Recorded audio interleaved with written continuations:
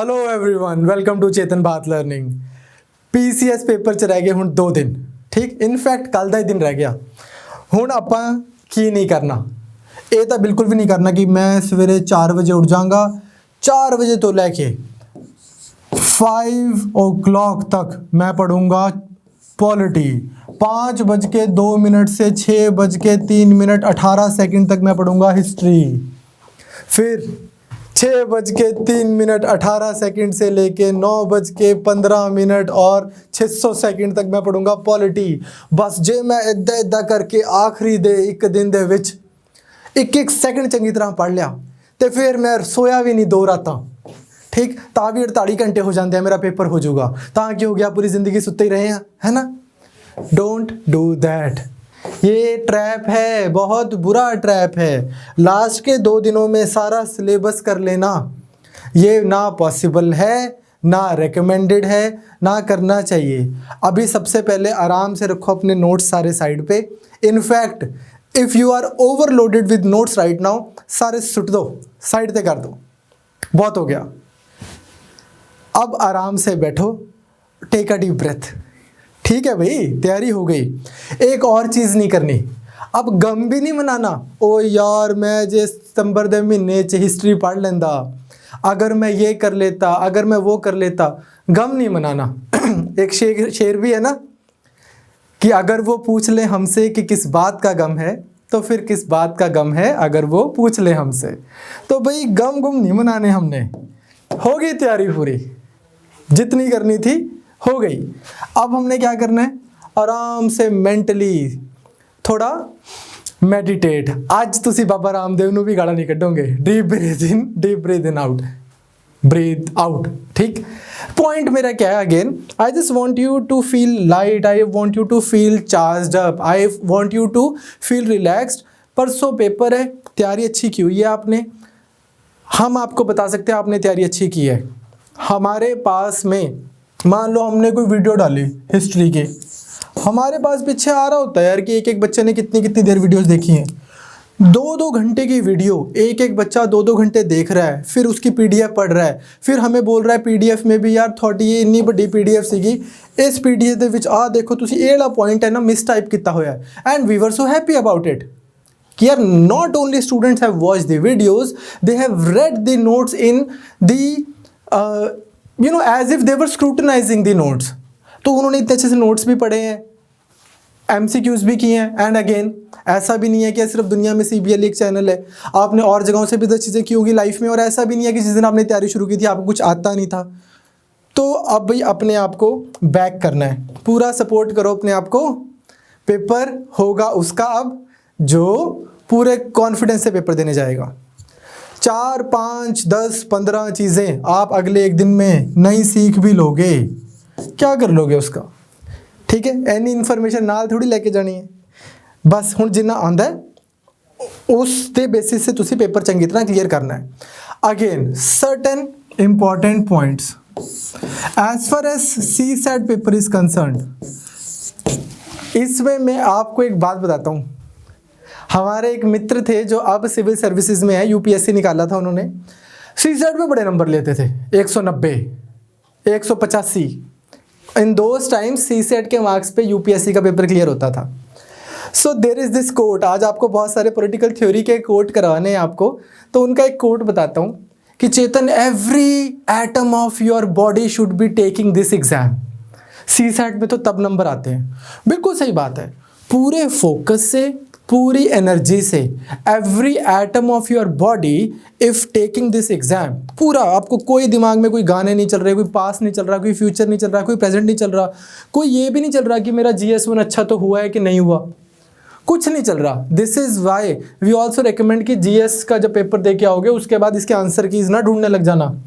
घूमो फिरो, 2 घंटे रेस्ट करो, मज़े करो, उसके बाद जाके CSAT का पेपर दो। सारी ज़िंदगी पढ़िए ये चेक करने के लिए कि आपका GS का पेपर कैसा हुआ।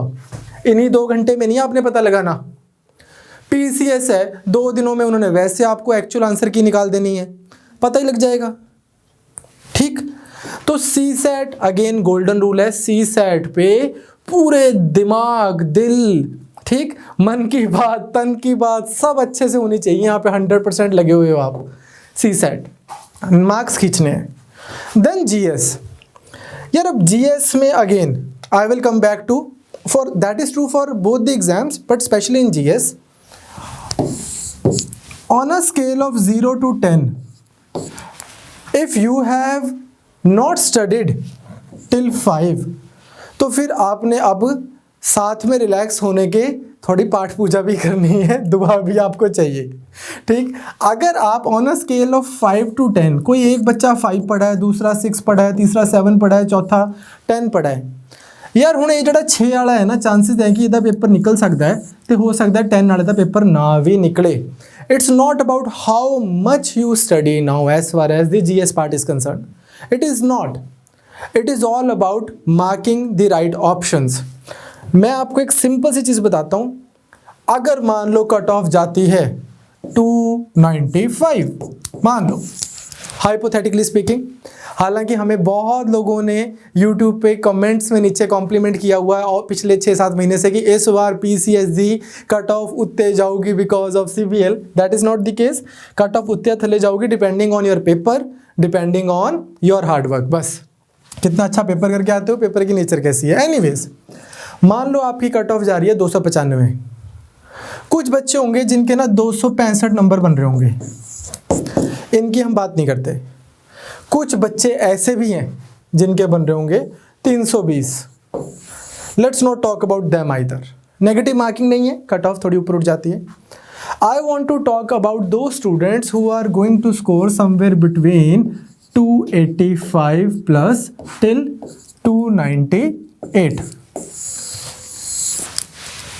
ये वाले, या इनफैक्ट बिटवीन 290 टू 300, ये 10 नंबर वाले बच्चे, इनको सबसे ज़्यादा 290 से 295 वालों को सबसे ज़्यादा दुख लगता है, बहुत पीड़ा होती है, 2 नंबर से रह गया, 4 नंबर से रह गया।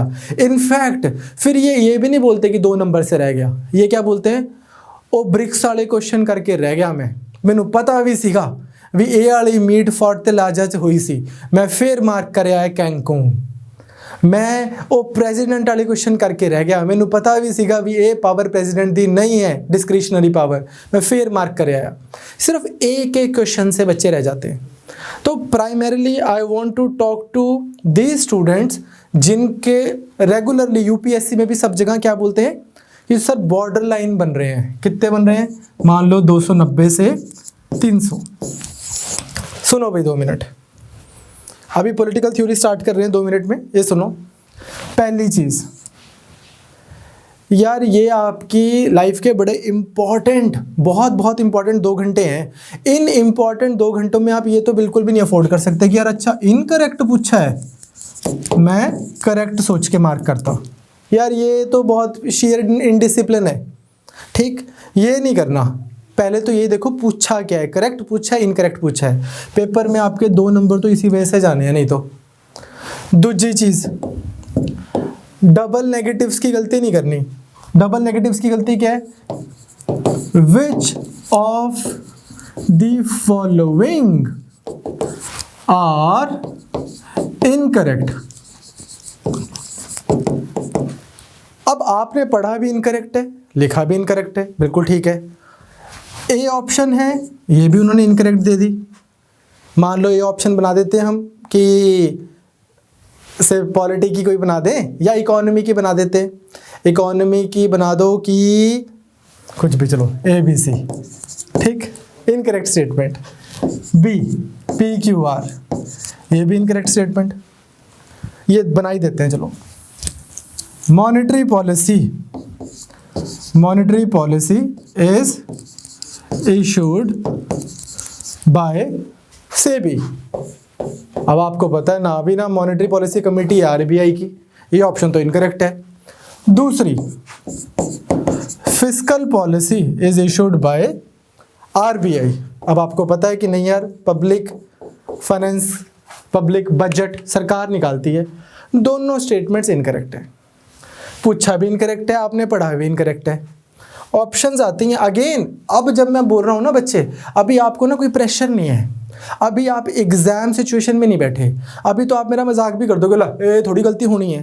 ट्रस्ट मी, सबसे ज़्यादा मोमेंट ऑफ एपिफनी, सबसे ज़्यादा कि अच्छा ये कब होता है, जब आप पेपर में सेंटर से उतर के पेपर देने के बाद 2 घंटे ऐसा लगता है कि बॉक्सिंग रिंग में थे, बॉक्सिंग रिंग से बाहर निकले हैं और सीढ़ियों में है।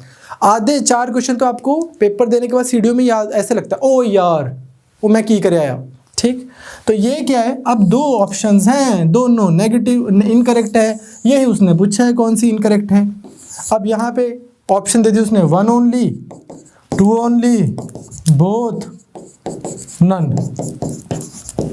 मगर जिया ने दोनों इन्फॉर्मेशन पढ़िया, ओ ये भी रॉन्ग है, ये भी रॉन्ग है, ठीक है, नन, दो में इनकरेक्ट है, ये नहीं करना।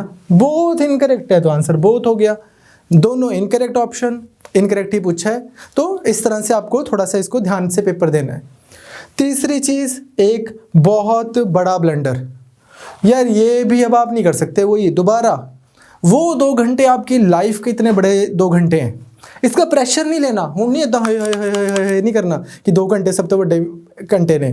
पॉइंट इसकी, उसको आप त्योहार की तरह, उत्सव की तरह खुशी खुशी जाना है, और खुशी खुशी लेकिन पूरी अटेंशन से, जितना थोड़ा ब्याह हो रहा है, ठीक है, तुम इदा बैठे हो पूरा कि हाँ हाँ हाँ I am the centre of attraction here, उदा तुम बैठ के पूरे ध्यान नाल 2 घंटे पेपर देना है। पर किदा यार हूँ ये थोड़ी तुम कर सकते हो, इन्ने सारे मॉक दे ने तुसी, एक ये एक ये एक ये एक ये ए बी सी डी, आपको आंसर पता है बी है, आपने मार्क भी बी किया है, बस मन कर गया एकदम से ऐसे सा कर दिया, फिर यहाँ पे करते करते लगा यार ये क्या कर दिया, फिर उससे टिक्का जा मारता, फिर किसी तो वाइट मार्कर ले लिया, इनू वाइट करन लग गए, 10 मिनट इत्थे लाते, ये सब नहीं, ध्यान से।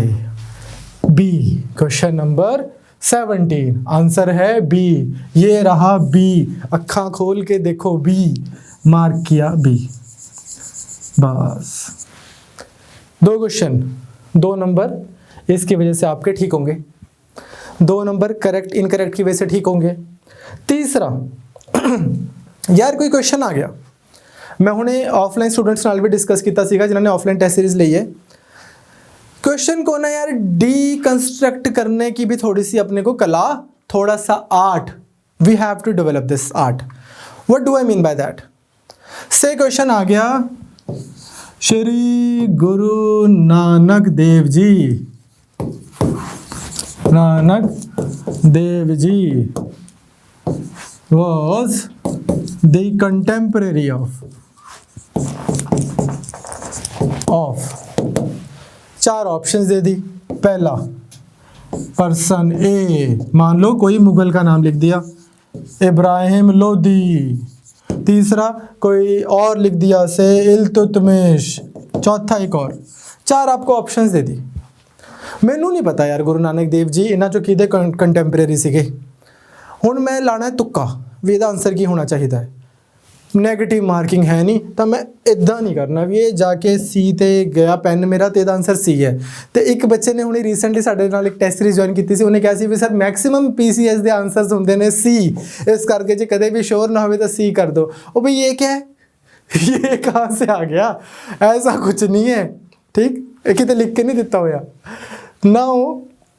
अब यार मेरे को नहीं पता कि इस क्वेश्चन का आंसर क्या है मान लो, लेकिन मेरे को इतना पता है कि मैं एक कोशिश करता हूँ कि यार ये बंदा जो है ये दिल्ली सल्तनत का लग रहा है मेरे को, ये तो इस टाइम दी सीगी या ये तो बंदा ना मान लो तोमर्स दा है और राजपूताना इवन उस तो भी पहला, इसको मैं इस वजह से निकाल देता हूँ, इसको मैं इस वजह से निकाल देता हूँ।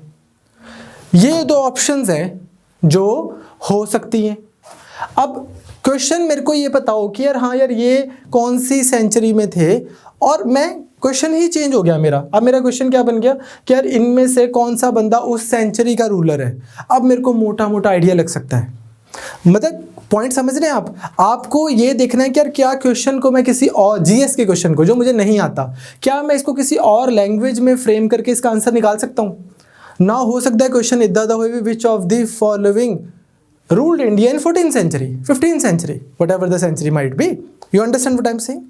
कि इस तरह से आपको पेपर को जो तुक्के भी लगाने हैं वो भी इनी मिनी माइनी मुँह नहीं करने, You should have your valid reason that A, B, C, D. इनमें से अगर अर्श ने लिखा है इसका आंसर C, तो अर्श के पास एक रीज़न होना चाहिए कि यार A इस वजह से नहीं है, B इस वजह से नहीं है, D इस वजह से नहीं है। क्लियर? ये उसका एक पर्टिकुलर पर्सनल रीज़न हो, इससे भी एक्यूरेसी लेवल ऊपर जाएगा। क्यों? आपकी थोड़ी अटेंशन, थोड़ा लॉजिक, थोड़ी information, and trust me, subconscious आपका सपोर्ट करेगी।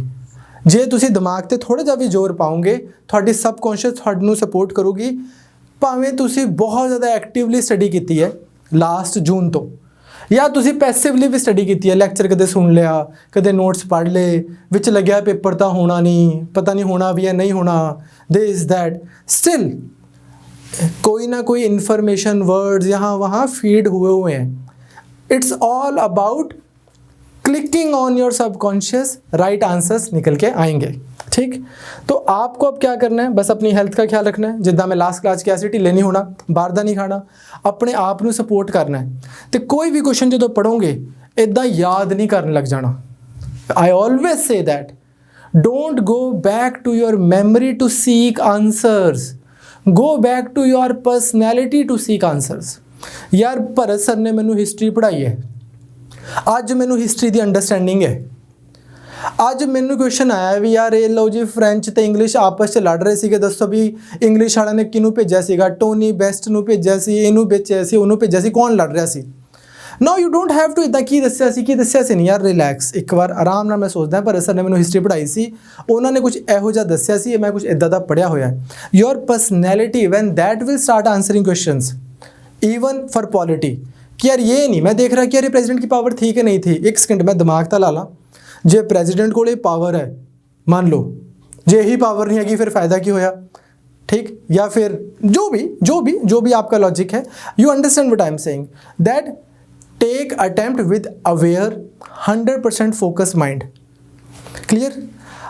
ये 4 घंटे आप अच्छा परफॉर्म कराओ, उसके बाद हम बैठे हैं, आपको बहुत ज़्यादा तसल्ली से मेंस की तैयारी कराएंगे, from stats to political issue to economic issue to ethics to this to that, सब आपको तसल्ली से कराएंगे। बट अब आपने रिलैक्स होके फ्रेश माइंड से पेपर देना है। Make sure you have your admit cards ready, make sure you have your centres handy, आपको पता है कहाँ पे हैं। And because this is my last lecture as far as prelims is concerned, so I just want to say कि हमने बड़े दिल से आपको पढ़ाया है पिछले 8-10 महीने में। Still if we could not meet certain expectations या we could not meet certain standards, या आपको कुछ जैसे कोई बात ख़राब लगी, तो from on behalf of the entire CBL team I genuinely apologise. We will try to do better for you and more courses are there, अब जल्दी से आएंगे आपके लिए। एनीवेज, तो अब हम आपको कराते हैं जी पॉलिटिकल थ्योरी। इसका रीज़न क्या है? क्योंकि बच्चे बड़े परेशान हो रहे हैं। अगेन एक चीज़ मैं और बोलना चाहता हूँ, ASP के बच्चों का पेपर था 31 तारीख को, बच्चे परेशान हो, मैनू पूरे 2000 मैनू करंट अफेयर्स दस दो, ये दस दो, वो दस दो, 3 क्वेश्चन आए करंट अफेयर्स दे, वो 3 भी बच्चे 2019 दे, रैंडम जे फैक्ट, वो फिर नहीं आते सी किसी को। तो ऐसे ही आपने इस माइंडसेट से नहीं अब जाना पेपर में कि यार जो मैं नहीं पढ़ा वही पेपर चाहूँगा, क्योंकि इतना नहीं होगा। आपको बहुत हिस्ट्री, बहुत ज्योग्राफी, बहुत इकोनॉमी, बहुत polity, environment, general science, science and tech, current affairs, IR, art and culture, अभी कल भी क्लास लगी है, कल तक तो क्लास लगी है मुगल आर्किटेक्चर की, मुगल कल्चर की, art and culture, current affairs and so on, इतनी चीज़ें पढ़ा दी GS में, एंड सोशल इश्यूज़ में भी, सॉरी एंड CSET में भी, रीजनिंग, सारे टॉपिक्स रीजनिंग के कब से लगे थे मनीष सर, फिर नकुल सर ने आके दोबारा ब्रश अप कराया है, इंग्लिश अनु मैम ने इतने अच्छे से मॉड्यूल पढ़ाया है। अब भी आपको अगर ये लग रहा है कि यार पेपर जो है वो उन चीज़ों से आएगा जो मैंने नहीं पढ़ी, तो ऐसे नहीं, अपने आप को इतना अंडर एस्टिमेट नहीं करना, अपनी किस्मत को, सब अच्छा होएगा। क्लियर?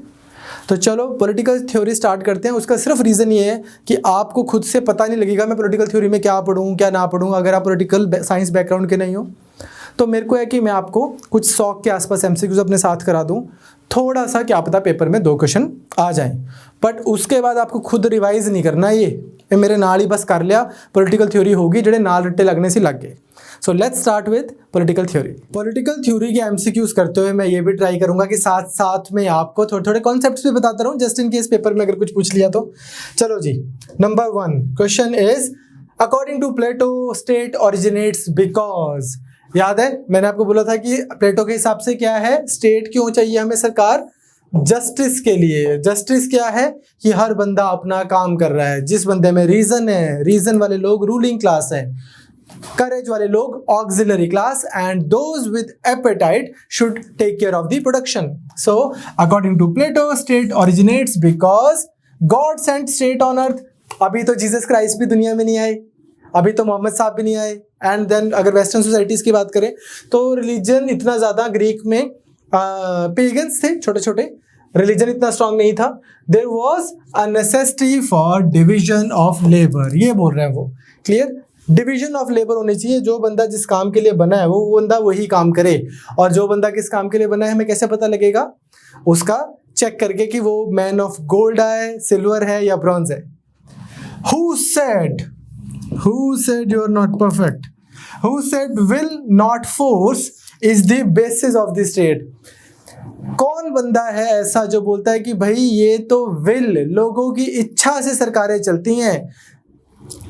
आईपीएस ऑफिसर, आर्मी, हथियार, सरकार की ब्यूरोक्रेसी, पावर नहीं सरकार चलाती, लोगों की इच्छा से।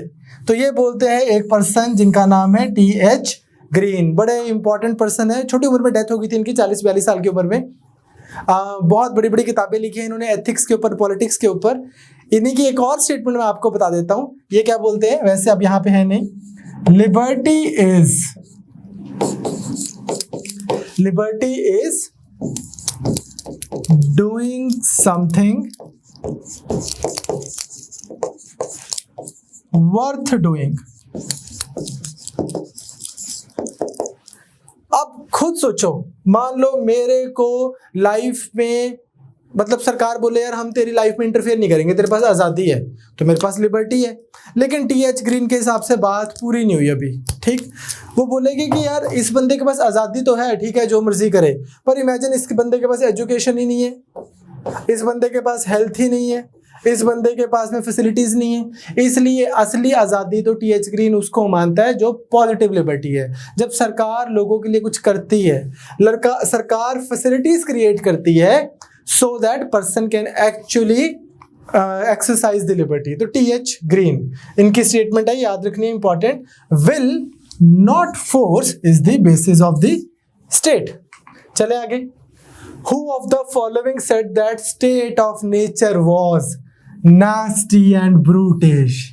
ये state of nature क्या होता है मैंने आपको बताया था, ठीक? आज जैसे पर्सन ए, ये लगा लो कोई, इसके ऊपर कितने सारे लॉज हैं। जैसे एक लॉ बना दिया सरकार ने, भाई गड्डी दी सीट ते बैठना, इधरों एक पट्टी जी पुल करके इत्थे प्लग इन करनी है, जे नहीं की तो इसी तरह सीट बेल्ट ना पाने का चलान कर देना 700 रुपये। सिंपल एक लॉ है। उसी तरह से एक लॉ मेरे ऊपर और लगता है जिसको हम क्या बोल रहे हैं, ये तो हो गया पॉजिटिव लॉ, सरकार ने बनाया है, गवर्नमेंट का लॉ, बिल्कुल इसमें कोई दो राय नहीं है, सरकार का लॉ। इस पे मैं दोबारा आता हूं।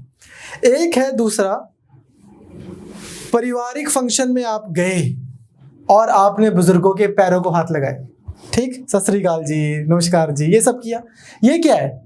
ये करना होता है यार, नियम है, लॉ है, इसको हम क्या बोल रहे हैं? कस्टम, ठीक, कस्टम है, ये ट्रेडिशन है। एक लॉ क्या है? मंगलवार नू नॉन वेज नहीं खाना, रिलीजन है ना। ऐसे करके मेरे ऊपर बहुत सारे लॉज लगे हुए हैं, क्लियर? उसमें से एक लॉ और मेरे ऊपर अप्लाई होता है, वो क्या है? अगर मैं खाना नहीं खाऊंगा बड़े सारे दिन तो मैं मर जाऊंगा, अगर मैं सोऊंगा नहीं तो मैं पागल हो जाऊंगा, and then so on and then so on and then so on, जिनको हम क्या बोलते हैं? नेचर के मेरे ऊपर लॉज हैं, नेचुरल, किसी सरकार ने नहीं लगाए, लेकिन ये भी मेरे ऊपर बंधन लगे हुए हैं। Simple, clear? अब इसमें हियर इज द थिंग, अगर मान लो मैं मंगलवार को खा लूं नॉनवेज, क्या हो जाएगा? हनुमान जी नाराज हो जाएंगे, वैसा मानते हैं हनुमान जी को यार मेरी थोड़ी टेंशन है, नहीं मैं आई एम होपिंग कि यार नहीं होएंगे। ठीक, सिमिलरली अगर मैं कस्टम्स को ना मानूं, जिद्दां हुण तुसी किसी भी विआह 'ਚ चल जाओ, वो almost of you are in your mid-20s, that's why you are preparing for PCS exam. ਹੁਣ ਤੁਸੀਂ ਕਿਸੇ ਵੀ ਵਿਆਹ 'ਚ ਚੱਲ ਜਾਓ, ਇੱਕ ਕਸਟਮ ਹੈ ਕਿ ਸਾਰੇ ਬਜ਼ੁਰਗਾਂ ਨੇ ਤੁਹਾਨੂੰ ਕੀ ਕਹਿਣਾ, ਹੋਰ ਫਿਰ ਅਗਲਾ ਨੰਬਰ ਤੇਰਾ, ਅਗਲਾ ਨੰਬਰ ਤੇਰਾ। ਇਦਾਂ ਹੀ ਫਿਰ ਆਪਾਂ ਵੀ ਕਰਨਾ। ਹੁਣ ਜਦੋਂ ਕੋਈ ਬੰਦਾ ਪੂਰਾ ਹੋਇਆ ਬਜ਼ੁਰਗ ਸੰਸਕਾਰ ਤੇ ਗਏ ਤਾਂ ਫਿਰ ਸਾਰੀ ਬੁੜੀਆਂ ਨੂੰ ਫੜ ਲਿਆ ਵੀ ਹੋਰ ਫਿਰ ਅਗਲਾ ਨੰਬਰ ਤੁਹਾਡਾ, ਹੁਣ ਅਗਲਾ ਨੰਬਰ ਤੁਹਾਡਾ। ਕਸਟਮ ਹੈ ਹੁਣ ਇੱਕ ਇਹ। ਠੀਕ, ਜੇ ਮੈਂ ਨਾ ਮੰਨਾ ਕੀ ਹੋ ਜਾਊਗਾ, कुछ नहीं होना, ज्यादा से ज्यादा थोड़ी सी निंदा, थोड़ी सी बुराई कि ये बंदा कस्टम नहीं मानता।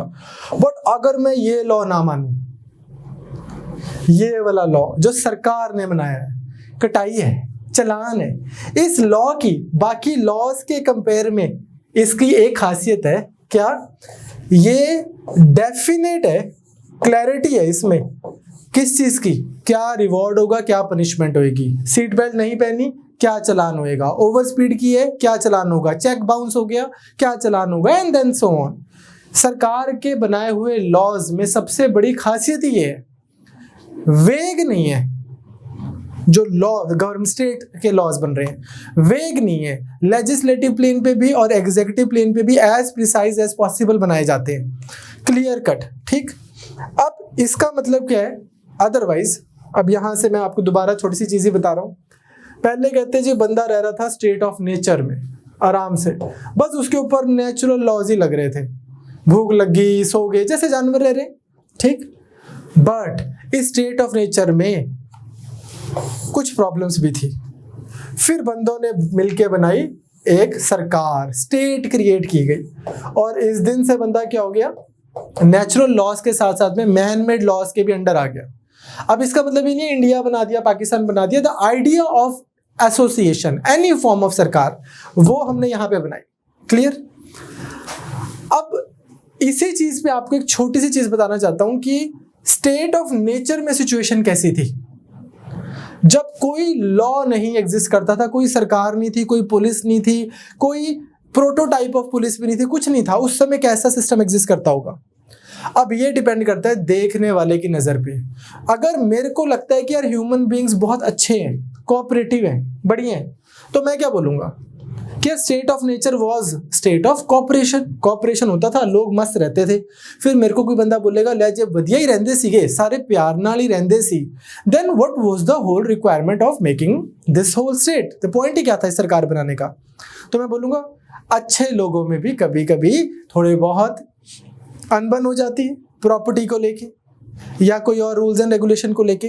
तो हमें एक बॉडी चाहिए थी जो लॉ बना दे, एग्जीक्यूट कर दे उनको, और फिर एडजुडिकेट कर दे। हेंस आ गई आपके पास में स्टेट। वही अगर एक दूसरा बंदा है जिसको लग रहा है इंसान बहुत घटिया चीज है, बहुत ज्यादा सेल्फिश हैं लोग, उसके हिसाब से स्टेट ऑफ नेचर क्या होगा, उसके हिसाब से स्टेट ऑफ नेचर में हो रहा होगा जिसको हमारे हिंदू में फिलॉसफी में क्या बोलते हैं,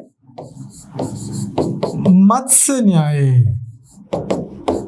मत्स्य न्याय क्या होता है, बड़ी मछली छोटी मछली को खा रही है, कोई पूछने वाला नहीं है, फिर वो छोटी मछली को खा रही है। कोई एक बंदा एक की बीवी लेके भाग गया, दूसरा दूसरे की लेके भाग गया, जिसका जोर लगा उसकी प्रॉपर्टी ले गया, एंड सो ऑन। जंगल राज इसको बोलते हैं। तो थॉमस हॉब्स एक इंग्लैंड में एक बहुत बड़े थिंकर हुए हैं, 97 साल इनकी उम्र हुई है, और इनको ऐसे बोलते थे कि इनसे ज्यादा शार्प इंटेलेक्ट वाला बंदा नहीं होता था उस टाइम कोई। हॉब्स ये क्या बोलते हैं, ये बोलते हैं कि भाई स्टेट ऑफ नेचर में था बंदे का बहुत ज्यादा खतरनाक बुरा हाल। वो क्यों, क्योंकि हर बंदा सिर्फ अपने बारे में सोच रहा होता है। हर बंदे को होता है मैं पावर ज्यादा से ज्यादा ले लूं, और दूसरे बंदे को लेके वो है इनसिक्योर, ठीक, फियरफुल। क्या दूसरा बंदा भी वही तो नहीं सोच रहा जो मैं सोच रहा हूं। ये सच्ची बात है। इनको बोला कि यार आप इतने फियरफुल क्यों हो, तो इन्होंने एक और स्टेटमेंट दी थी, कई बार पेपर में आ जाए, I and fear were born together. कहते मैं तो पैदा ही डर के साथ हुआ हूं। ये सच्ची स्टेटमेंट भी है। इनका ना 7 मंथ में प्री मेच्योर बर्थ हुआ था। इनकी मदर ने इनको प्री मेच्योर बर्थ दिया था for a very simple reason कि उस समय स्पेनिश आर्माडा का अटैक हो गया था, घबरा गए थे बेचारे। तो कहते हैं मैं तो पैदा ही हुआ हूं डर के साथ में, मेरे को ना बताओ इंसान जो है, इंसान is capable of doing the nastiest of things. इसलिए क्या बोलते हैं, ये बोलते हैं कि भाई स्टेट ऑफ नेचर में था नास्टी एंड ब्रूटी सिस्टम। उसके बाद लोग सारे इकट्ठे हुए और उन्होंने क्या किया, covenant of all with all, सब लोगों ने सब लोगों के साथ में किया एक कॉन्ट्रैक्ट कि ठीक है भाई, आज से ना मैं इसकी प्रॉपर्टी जब्त करूंगा, ना ये अपने से कमजोर की करेगा, ना वो उससे कमजोर की करेगा, ना मैं इसकी बीवी लेके भागूंगा, ना वो कोई मेरी लेके भागेगा, एंड देन सो ऑन, ना मैं इसका मारूंगा, इसकी लाइफ लूंगा, ना वो किसी और की लाइफ लेगा, एंड सो ऑन। हालांकि strictly speaking Thomas Hobbes did not talk about property but talked about life only, but his idea was कि लोग आपस में इस तरह से सिर्फ नास्टी और ब्रिटिश थे, फिर उनको लगा इस चीज से तो बाहर निकलना पड़ेगा। ये करने के लिए उन्होंने बनाई सरकार, जो सरकार के नियम कानून सब पे अप्लाई होते हैं, और उन्होंने लेकिन क्या कर दिया, अब एक सरकार बना दी, अब सिर्फ एक सुपीरियर है, एक सॉवरेन है जो है सरकार, इसके नियम सबके ऊपर लगते हैं, सबसे सर्वोपरि इसी के नियम है। क्लियर? अब अभी मैंने आपको 2 मिनट पहले एक बात बताई थी ना, natural law, this law, that law and so on, तो यही फिर पॉजिटिव लॉ की बात करते हैं। ये बोलते हैं कि यार जब भी सरकार लॉ बनाए, साथ में उसके पनिशमेंट और रिवॉर्ड का सिस्टम होना चाहिए कि यार अगर कोई बंदा ना माने इस लॉ को तो भी फिर क्या पिटाई है उस बंदे की। तो ये क्या बोलते हैं, कॉवेनेंट नहीं, लॉज विदाउट स्वॉर्ड, और कॉवेनेंट विदाउट स्वॉर्ड कुछ भी लिखा जा सकता है, आर नथिंग बट वर्ड्स। कहते हैं कि जब तक आपने कोई भी लॉ बनाया दुनिया में, उसको साथ में तलवार ही नहीं दी कि जो इसको फॉलो नहीं करेगा फिर उसको पनिशमेंट है, तो फिर बस वो शब्द ही है। ठीक, ऐसी सी कुछ स्टेटमेंट होती है, प्रिसाइसली आपको वर्ड आगे पीछे हो सकता है एक दो, पर आपको पता हो कि ये किसकी है, थॉमस हॉब्स की। तो ये तो क्लियरली बोलते हैं भाई लॉ बनाए, सरकार बनाए, सॉवरेनिटी हो सरकार के पास में, ठीक, और लोगों को उसको मानना है, क्योंकि लोगों ने ही, अगर सरकार नहीं होगी तो फिर लोगों को बोलते हैं कि फिर याद करो तुम कहाँ चले जाओगे, स्टेट ऑफ नेचर में, जहाँ पे क्या होता था, मत्स्य न्याय, जहाँ पे हर बड़ा छोटे को खा रहा था। उसी चीज से तो बाहर निकलने के लिए तुमने लॉ बनाया, ये सरकार बनाई है। अब ये सरकार जो लॉ बनाती है, मानना करो इसकी। ठीक, ये इनके बड़े खतरनाक विचार हैं, और भी इनके कई स्टेटमेंट्स हैं जो पेपर में आ सकती है। वैसे कोई एंड नहीं है पॉलिटिकल थ्योरी का। ठीक, अब जैसे इनके एक लास्ट स्टेटमेंट, चलो फिर मैं बता देता हूं, पेपर में आ सकती है। ये बोलते हैं liberty is where the law is silent. अब वन ऑफ द रीजंस ना कि हमने आपकी पॉलिटिकल थ्योरी की वो 3-4 क्लासेस ही ली, बहुत ज्यादा मैं नहीं किया, क्योंकि मेरी भी लिमिटेशन है, I don't know where to stop. आप मेरे पास कभी पॉल साइंस पढ़ने आएंगे तो हमको डिटेल में कराएंगे। अब मुझे पता ही नहीं लगता क्या बताऊं इसमें, क्या ना बताऊं, क्योंकि पेपर भी बहुत ओपन एंडेड सा है। फ्रांसिस फुकुयामा से लेके और एडम स्मिथ तक कुछ भी पूछ लेते हैं। तो एनीवेज, ये भी आपने याद रखना है। इसका एक बड़ा सिंपल सा एग्जांपल भी आपको बता देता हूं। Liberty is where the law is silent.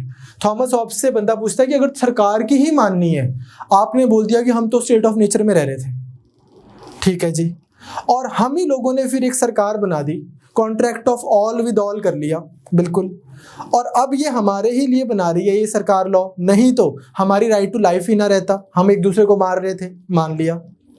तो अब सरकार तो कैसे भी लॉ बनाएगी, हमारे पास आजादी कहाँ है, आजादी क्या है? ये बोलते हैं, सुन बेटा, liberty is where the law is silent.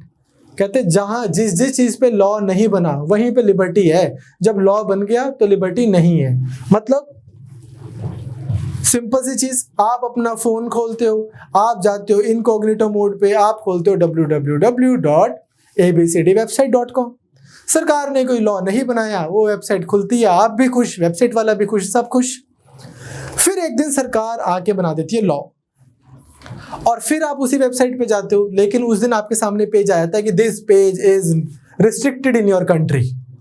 ठीक, मतलब अब आपके पास लिबर्टी नहीं है उस पेज को खोलने की, क्योंकि अब लॉ बन गया। जब तक लॉ साइलेंट था, ना हाँ की थी ना की थी, तब तक आपके पास फ्रीडम थी, जो मर्जी करते आप। You understand? ये बोलता है कि बस लॉ के ऊपर बात करता है, पॉजिटिव लॉ के ऊपर। नेक्स्ट, तो अगर आपको आ जाए कि state of nature was nasty and brutish, तो ये किसके अकॉर्डिंग थी? Thomas Hobbes. Next, according to Rousseau, Rousseau बहुत ही गजब आदमी, 17 बीवियां थी इसकी, 17, ठीक। And the one he lived with the longest, the oldest one, age wise not order wise, मतलब चलो खैर किसी और दिन। रूसो क्या बोलते हैं? Father of French revolution. इनकी भी बहुत सारी इंपॉर्टेंट स्टेटमेंट्स हैं, उनमें से एक बताऊं आपको। Man is born free. Man से इसका मतलब इंसान है, मतलब इसको जेंडर से नहीं देखना आपने। Man is born free but everywhere he is in chains. कहता बंदा आजाद तो पैदा होता है, पर जब भी मैं बंदे को देखता हूं तो ऐसा लगता है कि यार वो चारों तरफ बस वो बेड़ियों में जकड़ा हुआ है। असली में देखा जाए तो वुमेन के लिए तो और भी ट्रू है ये, ठीक। लड़कियों के लिए तो कितना इशू है, am I too loud, am I looking ठीक, am I talking right, this that, ये वो, बंदिशें बंदिशें बंदिशें बंदिशें बंदिशें बंदिशें बंदिशें बंदिशें, समाज की, सोसाइटी की, रिलीजन की, फैमिली की, this that and then never ending list. और उसी में सरकार की भी। तो ये बंदा बोलता है कि man is born free. France की सोसाइटी को बहुत लिबरल सोसाइटी बोला जाता था इन थिंकर्स की वजह से, इन्होंने बहुत जबरदस्त आइडियाज दिए, but everywhere is in change. अब ये बोलते हैं रूसो जी कि sovereignty, ultimate decision making authority कहां पे लाई करती है? Majority will, minority will, the king and general will. General will की हमने बात की थी पहले भी, तो इसका आंसर क्या होगा? General will. जनरल विल समझते हैं आप? I hope those of you who might not have watched the lecture, एक सेकंड में आपको बता देता हूं। मैं गया पार्टी, सोशल, 7 सेक्टर चंडीगढ़, मैंने पार्टी की, थोड़ा सा यार मन बन गया, मैंने 2-4 पैग लगा लिए, लेकिन मेरे हिसाब से तो मैं पूरा सेंसस में हूं, मैं अपनी सेंसेस में हूं और मेरे हिसाब से मैं गाड़ी चला सकता हूं। मैं तेरा वीर चलाऊंगा क्या कि मैंने गाड़ी चलाई और मैंने सच में गाड़ी चला के ले गया अपने घर, ठीक। अब हुआ क्या, मैं वहां पे मैंने शराब पी हुई थी और मेरे को लगता है हाँ यार मैं तो गाड़ी चलाऊंगा, और मेरी वहां पे एक्चुअल विल जो थी, जो एक्चुअली हुआ वो हुआ कि मैंने गाड़ी चला ली। मैं अगले दिन सुबह उठा, थोड़ी जी लस्सी लुस्सी पीती, ठीक। नेक्स्ट डे बेकैप्सूल दे 2 कैप्सूल खाते and now I am up. अब जब मैं उठ के अपने गार्डन में बैठा हूं तो मैं देख रहा हूं कि छोटे छोटे 2-4 बच्चे इधर उधर उसमें सड़क पे भाग रहे हैं। अब मुझे लग रहा है कि यार वैसे शराब पी के कभी गाड़ी नहीं चलानी चाहिए, चाहे आपने इतनी सी भी पी हुई, आप कितने भी सेंसेस में हो, आप हो अपनी सेंसेस में, सेंसेस नहीं सेंसेस, आप हो अपनी सेंसेस में। बच्चे तो नहीं, बच्चे तो बच्चे हैं, एकदम भाग के आ जाएंगे, तो मेरा रिफ्लेक्स एक्शन तो स्लो हो गई, तो नहीं यार शराब पी के गाड़ी नहीं चलानी चाहिए। मेरी ही रियल विल आज बोल रही है, जो मेरी अंदर से पब्लिक स्पिरिटेड विल निकल के आ रही है, वो बोल रही है कि नहीं ऐसा नहीं होना चाहिए। हाँ एक्चुअल में मेरे को लगा तो ला यार मैं भी इतनी थोड़ी है। Now real will is that public spirited will, जो मैंने ठंडे दिमाग से शांत होकर प्यार से सोचा है। Actual will is my behaviour.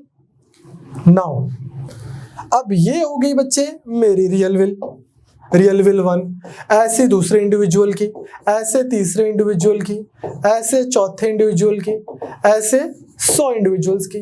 कहते हैं इन सब की रियल विल मिला लो, जो चीज बनी वही तो है जनरल विल।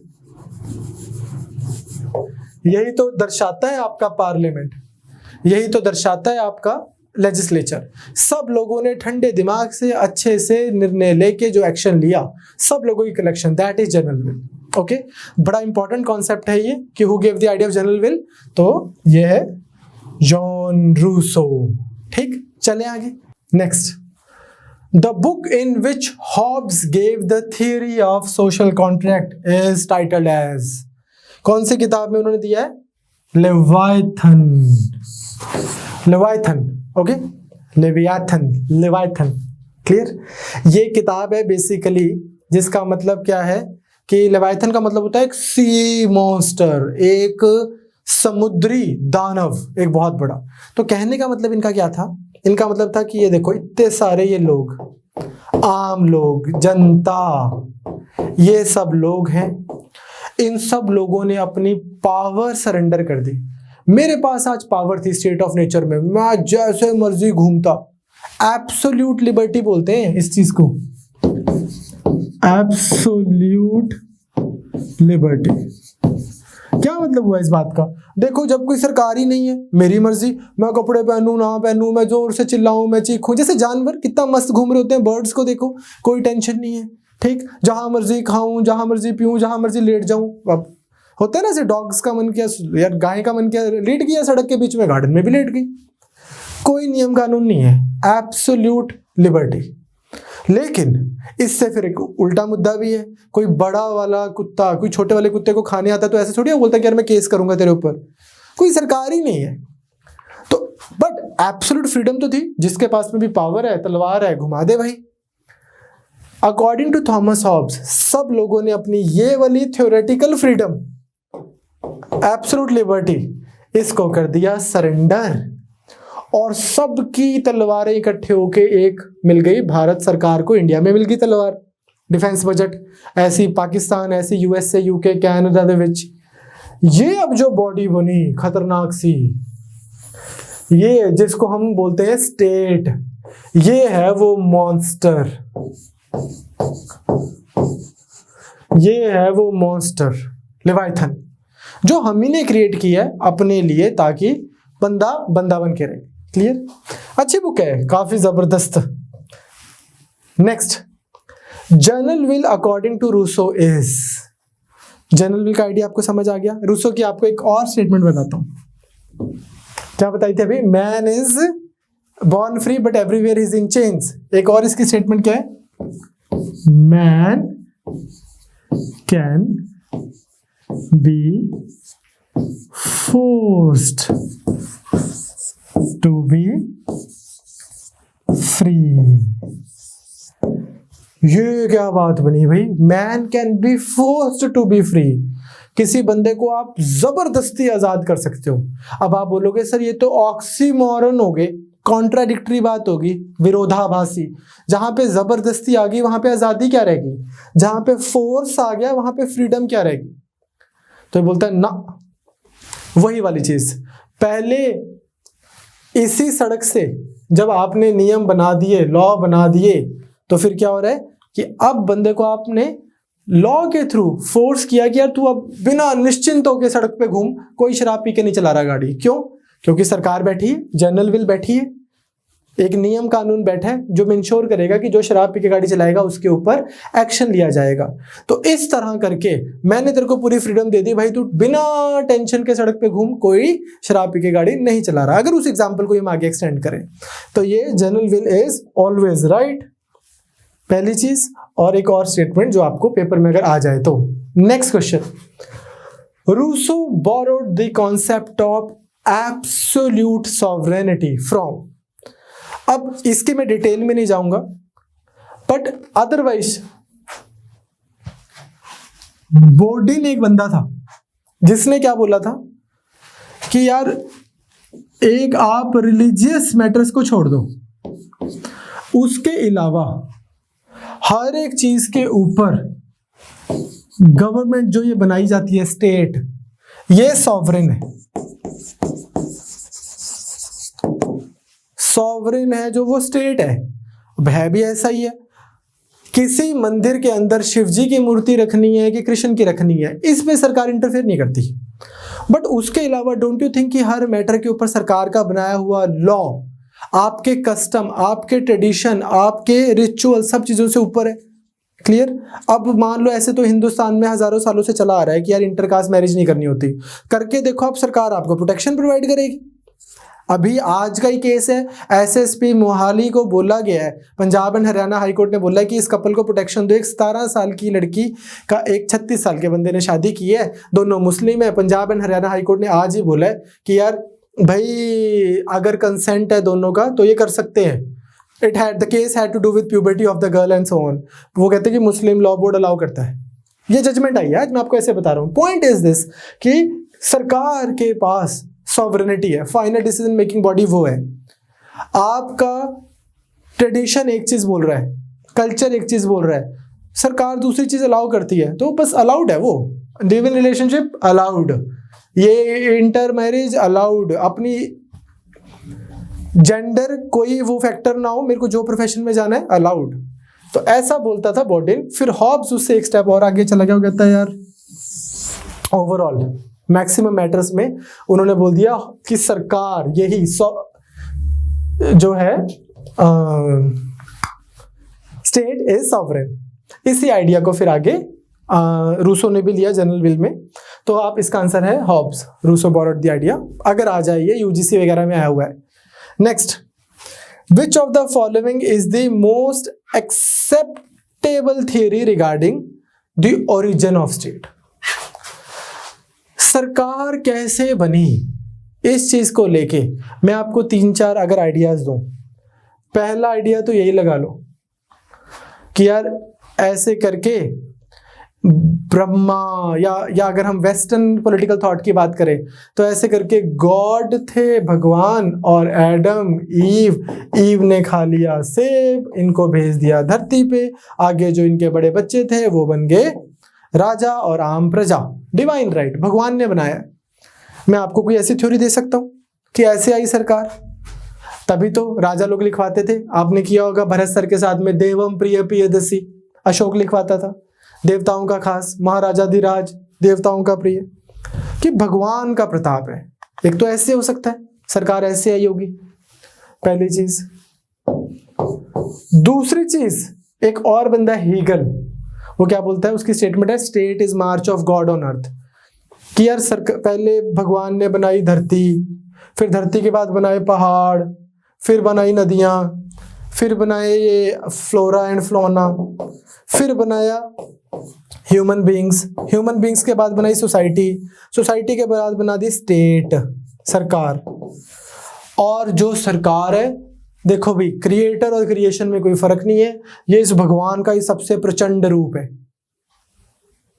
ये भी आपको नहीं चमकेगा आज की इतनी बात सी नहीं बन रही, ठीक।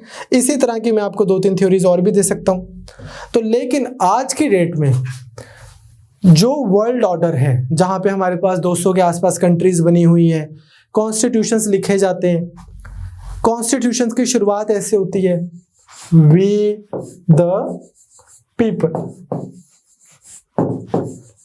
जहां पे आज की डेट में देश ऐसे बने हैं कि यार हम ही लोग इकट्ठे होके हम ही अपने आप को एक कॉन्स्टिट्यूशन दे रहे हैं, हम ही अपने आप को एक फंडामेंटल राइट दे रहे हैं, हम ही यहाँ पे एक दूसरे को बोल रहे हैं कि यार ये प्रेसिडेंट हो, ये होगा, वोट होएगी, जिस पार्टी का बंदा जीत गया वो प्राइम मिनिस्टर है, चाहे वो मेरी सपोर्ट वाली पार्टी हो या मेरी ऑपोजिशन वाली पार्टी हो। मैं बीजेपी का सपोर्टर, कांग्रेस का बंदा बन गया प्राइम मिनिस्टर, तो वो मेरा भी प्राइम मिनिस्टर। सिमिलरली मैं कांग्रेस का और बंदा बन गया बीजेपी का, तो मेरा भी प्राइम मिनिस्टर। इस तरह से हम ही ने अपने आप को एक कॉन्स्टिट्यूशन देके आपस में कॉन्ट्रैक्ट किया है। वो कॉन्ट्रैक्ट लीगल है। कैसे बोल सकता हूं, ये वकीली डॉक्यूमेंट, एक कॉन्स्टिट्यूशन एग्जिस्ट करता है, constitution of India, constitution of UK, constitution of US and so on. तो इस वजह से आज हम क्या बोलते हैं कि सबसे ज्यादा जो एक्सेप्टेबल थ्योरी है ना रिगार्डिंग ओरिजिन ऑफ स्टेट, वो है सोशल कॉन्ट्रैक्ट थ्योरी, कि कॉन्ट्रैक्ट किया गया।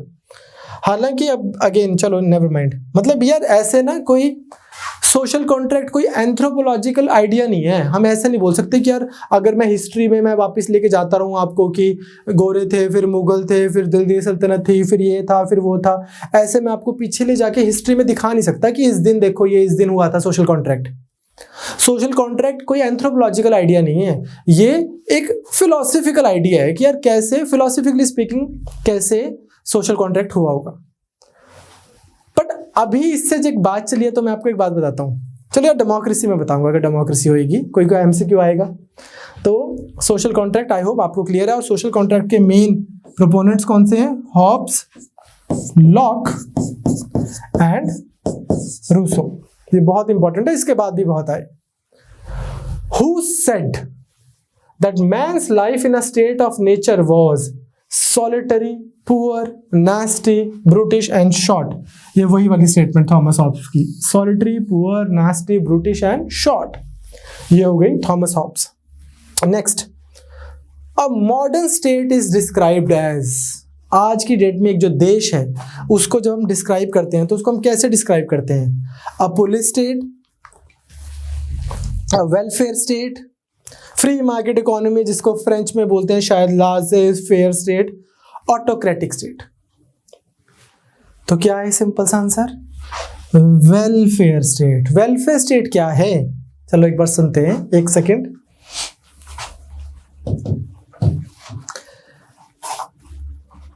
एक आइडिया तो आपको बेसिक से समझ आ ही गया था कि मैंने जब लेक्चर लिया था कि लिबरलिज्म,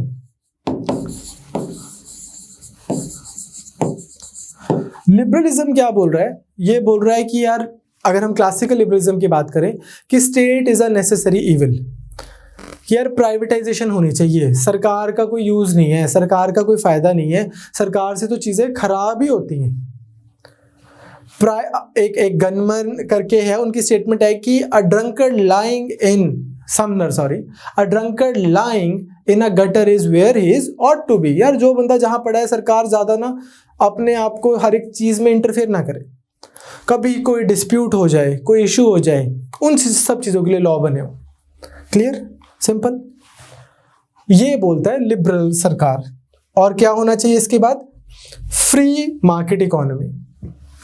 एयरलाइंस है, ठीक, एयरलाइन सरकार ना चलाए जहाज, लोगों की डिमांड है तो प्राइवेट लोग ही एयरलाइंस का बिजनेस शुरू कर देंगे।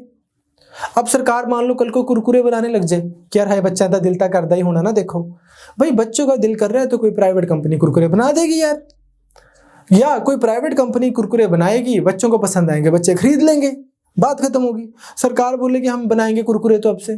वैसे ही रेलवेज, लोगों को प्लेस ए से प्लेस बी में जाना है, एक बंदा बोलता है मेरे को आता है भाई पटरी पे गाड़ी चलाना, वो चला ले यार, बात खत्म होगी। सरकार क्यों हर एक चीज में घुस रही है? ऐसा इनका मानना है क्लासिकल लिबरल्स का। प्राइवेट जो थे ना, प्राइवेटाइजेशन जब यूएस से यूके में, यूरोप में हुई, आई एम सॉरी, यूके में यूरोप में प्राइवेटाइजेशन हुई, नया एक बुर्जुआ क्लास क्रिएट हुआ, यंग एंटरप्रेन्योर्स क्रिएट हुए, जिनको लगा कि हाँ यार सरकार के चंगुलों से तो कभी काम ही नहीं हो पाएगा, प्रॉपर्टी तो होनी चाहिए हमारे पास, तभी हम काम कर पाएंगे। लैंड, लेबर, कैपिटल, एंटरप्रेन्योरशिप, ये 4 चीजें चाहिए अपने को। इसकी अवेलेबिलिटी के लिए सरकार को बोलो एक स्टेप बैक ले। इस चीज को हम बोलते हैं, ये फ्रेंच वर्ड जिसकी मैं कभी लाइफ में प्रोनाउंसिएशन ही नहीं कर पाया ढंग से, लाइसेंस-फेयर। ठीक, पहली चीज। फिर आती है एक दूसरी स्टेट जहां पे हम बोलते हैं कि एक एक चीज आपको सरकार बताए। सरकार का बहुत स्ट्रॉन्ग कंट्रोल है आपकी लाइफ के ऊपर, you the social dimension of your life, the political, the economic, and then so on and so forth. Nanny state बोल रहे हैं उसको, ठीक है, नैनी स्टेट। क्लियर? देन यहां पे सब कुछ सरकार के कंट्रोल में है। फिर एक मैंने आपको लास्ट क्लास में ही, जब मैंने वन ऑफ द क्लासेस में मैंने आपको बताया था, आई थिंक मैंने बताया था, ये है मार्क्सिज्म या फिर सोशलिस्ट स्टेट। मॉडर्न डे में जैसे चाइना है, क्लेम करता है अपने आप को, ये एक टाइम पे था ये अपना रशिया। ये क्या बोलता है कि सारे वर्कर्स दुनिया के इकट्ठे हो जाओ, या हमारी कंट्री के इकट्ठे हो जाओ, वर्कर्स पूरे इकट्ठे होके एक वायलेंट रेवोल्यूशन लाके सारी सरकार अपने कब्जे में ले ले, प्राइवेट प्रॉपर्टी को अबॉलिश कर दें, किसी की प्राइवेट प्रॉपर्टी नहीं है। Now to each according to his ability and to capacity and like to each according to his needs, उनको एक इक्वालिटी के साथ में सब चीज़ों को रीडिस्ट्रीब्यूट किया जाए, बहुत ज़्यादा अमीरी गरीबी ना हो। ऐसे वाली एक स्टेट होती है मार्क्सिस्ट स्टेट। अब लिमिटेड सा टाइम स्कोप है तो मैं आपको बस बताना चाहता हूं कि अगर मान लो स्केल पे लिबरल इधर है, मार्क्सिस्ट इधर है, तो somewhere in between we have welfare state, जिसको इंडिया आज की डेट में क्लेम करता है कि India is a welfare state. India में क्या है? You have decent amount of freedom, decent amount of liberty. मेरे को आज ये पढ़ाना, लेक्चर में पढ़ा रहा हूं तो सरकार मुझे ये नहीं बोल रही कि यार तुम नहीं पढ़ा सकते, सिर्फ सरकार ही पढ़ाएगी। Most of the things are, most of the economic जो वर्ल्ड है वो फ्री है, but at the same time मेरी पिछले 7 पुश्तों ने उतना टैक्स नहीं दिया होगा जितना सरकार ले जाती है अल्केमिस्ट वाले से, या ले जाती है अंबानी से या अदानी से। सबसे इन सबसे मोटा मोटा टैक्स लेके सरकार रिडिस्ट्रीब्यूट करती है। जो बहुत अच्छा कर रहा है लाइफ में, उनसे पैसे लेकर सरकार रिडिस्ट्रीब्यूट करती है, सो दैट कि यार चल ठीक है भाई, अंबानी चला जाएगा यूएस से इलाज कराने, लेकिन अंबानी को बोल रहे हैं बहुत सारे पैसे दे, एक आम बंदे के लिए हमने पीजीआई खोलना है, एक आम बंदे के लिए एम्स खोलना है एंड सो ऑन। ठीक, सिमिलरली मतलब प्रोग्रेसिव एक टैक्सेशन इस तरह से भी की जा रही है।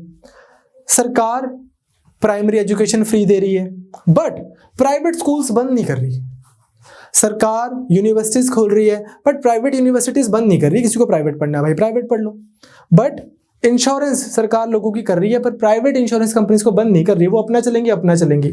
Somewhere in between where there is a coexistence and लोगों के लिए लोगों का भला हो रहा है बट सरकारीकरण नहीं हो रहा चीज़ों का। हमारी कंट्री में ना एक ऑब्सेशन भी हुई है पिछले 70 साल से। लास्ट ईयर के इकोनॉमिक सर्वे में एक बात लिखी थी कि यार इंडिया बोलते तो थे तुम सोने की चिड़िया था उस समय भाई, फिर इंडिया में प्राइवेटाइजेशन भी होती थी। हमारी कंट्री में आज की डेट में प्राइवेटाइजेशन को देश बेच देना मान लेते हैं, ये थोड़ा सही नहीं है। Disinvestment, privatisation and selling of your nation to other countries, these are two different things. Common sense है, क्लियर। एनीवेज, तो वेलफेयर स्टेट एक आज की डेट में मॉडर्न स्टेट है जो क्या कर रही है, अदरवाइज तो लोगों को लिबर्टी दे रही है, जो कि फीचर है इसका। But at the same time through progressive taxation, through other measures, developmental measures, लोगों की वेलफेयर कर रही है। ये आइडिया जो है बेसिकली ये भी क्या है, अगर इसमें मैं आपको बताऊं, सबसे पहले हमारे पास में थे क्लासिकल लिबरल्स। क्लासिकल लिबरल्स बोलते थे state is a necessary evil, ये नहीं होनी चाहिए, सरकार होनी नहीं चाहिए, और फ्री मार्केट इकोनॉमी हो और एक इनविजिबल हैंड जो है that will make sure that there is exist maximum prosperity. But धीरे धीरे करके हमारे पास आ गया ग्रेट डिप्रेशन। जब ये आया तो फिर इनकी थ्योरीज काम नहीं करी कि अच्छा यार अगर मार्केट फोर्सेस को टेक केयर ऑफ एवरीथिंग, फिर हमारे पास ग्रेट डिप्रेशन क्यों आया। फिर एक नई पॉलिटिकल स्पीकिंग, इकोनॉमी के लिए पॉइंट ऑफ व्यू से नहीं बोल रहा मैं कि I am like Keynesian economy and all that, I am telling you about political science, political theory के पॉइंट ऑफ व्यू से एक नया स्कूल ऑफ थॉट आया कि बोला कि नहीं यार सरकार होनी चाहिए, कितनी होनी, मिनिमम चाहिए, पर जहां पे नेसेसरी है। ठीक, सरकार थोड़ी होनी चाहिए। तो यहीं पे ये सारे थिंकर्स यहीं पे फिट होते हैं जो बोलते हैं कि पॉजिटिवली सरकार कुछ काम करे लोगों के लिए। लास्ट की, ठीक, टीएच ग्रीन, ये जो आपको भी स्टेटमेंट करवाई थी। यहां पे कौन से आते हैं, एडम स्मिथ। तो आज की डेट में आप देखोगे सरकार सबके लिए, बच्चों के लिए ये स्कीम, इंद्रधनुष मिशन, ये मिशन, वो mission, women and child and welfare, this that, सरकारें कर रही हैं। इसको हम बोलते हैं वेलफेयर स्टेट। इसी के बाद 70s 80s में जाते जाते सरकारों का खर्चा इतना बढ़ गया, फिस्कल डेफिसिट इतना बढ़ गया क्योंकि खर्चा इतना हो रहा है लोगों की भलाई करने में। फिर आए हमारे पास में नियो लिबरल, इनको एक और चीज भी बोलते हैं। एक बच्चे ने पूछा क्या, मार्केट फंडामेंटलिस्ट। फंडामेंटलिस्ट कौन होता है, कोई भी जो कट्टर होता है। तो जो मार्केट फंडामेंटलिस्ट है वो कौन होगा, जो मार्केट को लेके कट्टर होगा। मतलब जो बोलेगा सरकार नेसेसरी इविल नहीं है, सरकार बस इविल ही है, स्टेट इज इविल, सब कुछ प्राइवेट होना चाहिए। इसमें बहुत बड़े बड़े थिंकर्स आते हैं। ठीक, अभी हम करते हैं थोड़ी देर में, फ्रीडमैन एंड ऑल दैट। तो ये बोलते हैं कि भाई सब प्राइवेट होना चाहिए। काफी सही थिंकर्स हैं ये, हमारी कंट्री में बड़े नेगेटिवली पढ़ाया जाता है, कभी मैं इनके ऊपर लेक्चर लूंगा। एनीवेज, तो 20th का आंसर है वेलफेयर स्टेट। ना हमारी कंट्री में मार्केट फंडामेंटलिज्म है, ना हमारी कंट्री में बहुत ज्यादा मार्क्सिस्ट सिस्टम है, या वर्ल्ड वाइड भी अगर आप देखो modern state is a welfare state. Which one of the following enjoys the distinction of being the first to offer systematic theory? इसमें भी सुनो भाई, सोशल कॉन्ट्रैक्ट की सबसे पहले सिस्टमैटिक थ्योरी किसने दी थी? हमारे पॉइंट ऑफ व्यू से हम बोलते हैं हॉब्स ने। हॉब्स ने क्या बोला कि सब लोगों ने इकट्ठा के कॉन्ट्रैक्ट किया और हमारे पास आ गई स्टेट। क्यों? क्योंकि सब लोगों को चाहिए था राइट टू लाइफ। फिर इसके बाद सेकंड आए लॉक, जिन्होंने बोला कि हाँ भाई बिल्कुल सही बात है, पर इन्होंने बोला कि सिर्फ लाइफ नहीं, लाइफ एंड प्रॉपर्टी। और फिर इसके बाद में आए रूसो, जिनके बहुत सारे आइडियाज हैं जनरल विल वाले। तो सबसे पहले Hobbes, which one of the following method was adopted by Hobbes? Comparative method, historical method, scientific method. अब मैं ना इसकी बहुत ज़्यादा डिटेल में नहीं जाना चाहता, ये क्वेश्चन मल्टीपल टाइम्स आया हुआ है यूजीसी में, तो मैंने इसलिए यहाँ पे डाला हुआ है। इसका रट्टा लगाओ साइंटिफिक मेथड। अदरवाइज मैं आपको बताना चाहता हूँ हॉब्स के हिसाब से क्या था। हॉब्स के हिसाब से हम जो इंसान है, हम क्या है, हमारे अंदर ऐसे ऐसे करके ना मॉलिक्यूल्स हैं जो ऐसे ऐसे काम कर रहे हैं। और जब हम बहुत एक्साइटेड होते हैं तो मॉलिक्यूल और ज़्यादा तेज़ काम करने लग जाते हैं, जब हम घबराए होते हैं तो और ज़्यादा तेज़ काम करते हैं। एंड देन इस तरह से इन्होंने करते करते एक बहुत लंबा चौड़ा एक बायोलॉजी के थ्रू, केमिस्ट्री के थ्रू एक आइडिया दिया था, जो अभी हम नहीं पढ़ते। पेपर में आएगा, साइंटिफिक मेथड मार्क कर देना। नेक्स्ट, अब तो ये आप खुद ही कर लोगे। Who said that as long as the general will is sovereign it does not matter. जब तक आम सहमति से, आम जनता के हिसाब से, जनरल विल, लोगों की पब्लिक स्पिरिटेड विल के हिसाब से देश चल रहा है, मैटर ही नहीं करता कि प्रेसिडेंशियल फॉर्म है, पार्लियामेंट्री फॉर्म है, कौन सी फॉर्म है। किसने बोला ये? जनरल विल का आइडिया आएगा पेपर में, मार्क करना है रूसो। एक बात बोलूं वैसे आपको, अभी हमारी कंट्री में ना थोड़ा इसने, रूसो ने ना डायरेक्ट डेमोक्रेसी का भी आइडिया दिया था, बहुत ज्यादा डायरेक्ट डेमोक्रेसी के फेवर में बोलते थे कि सब लोग इकट्ठे हों, लोग इकट्ठे होके नियम बना दे।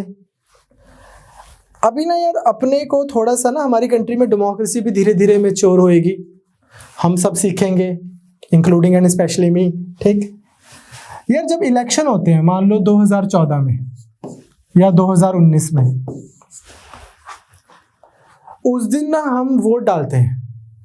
हम किसकी वोट डालते हैं, किसको वोट डालते हैं? मान लो 2019 में मैं गया, मैंने वोट डाल दी मोदी जी को कि यार ये बंदा होना चाहिए मेरा prime minister.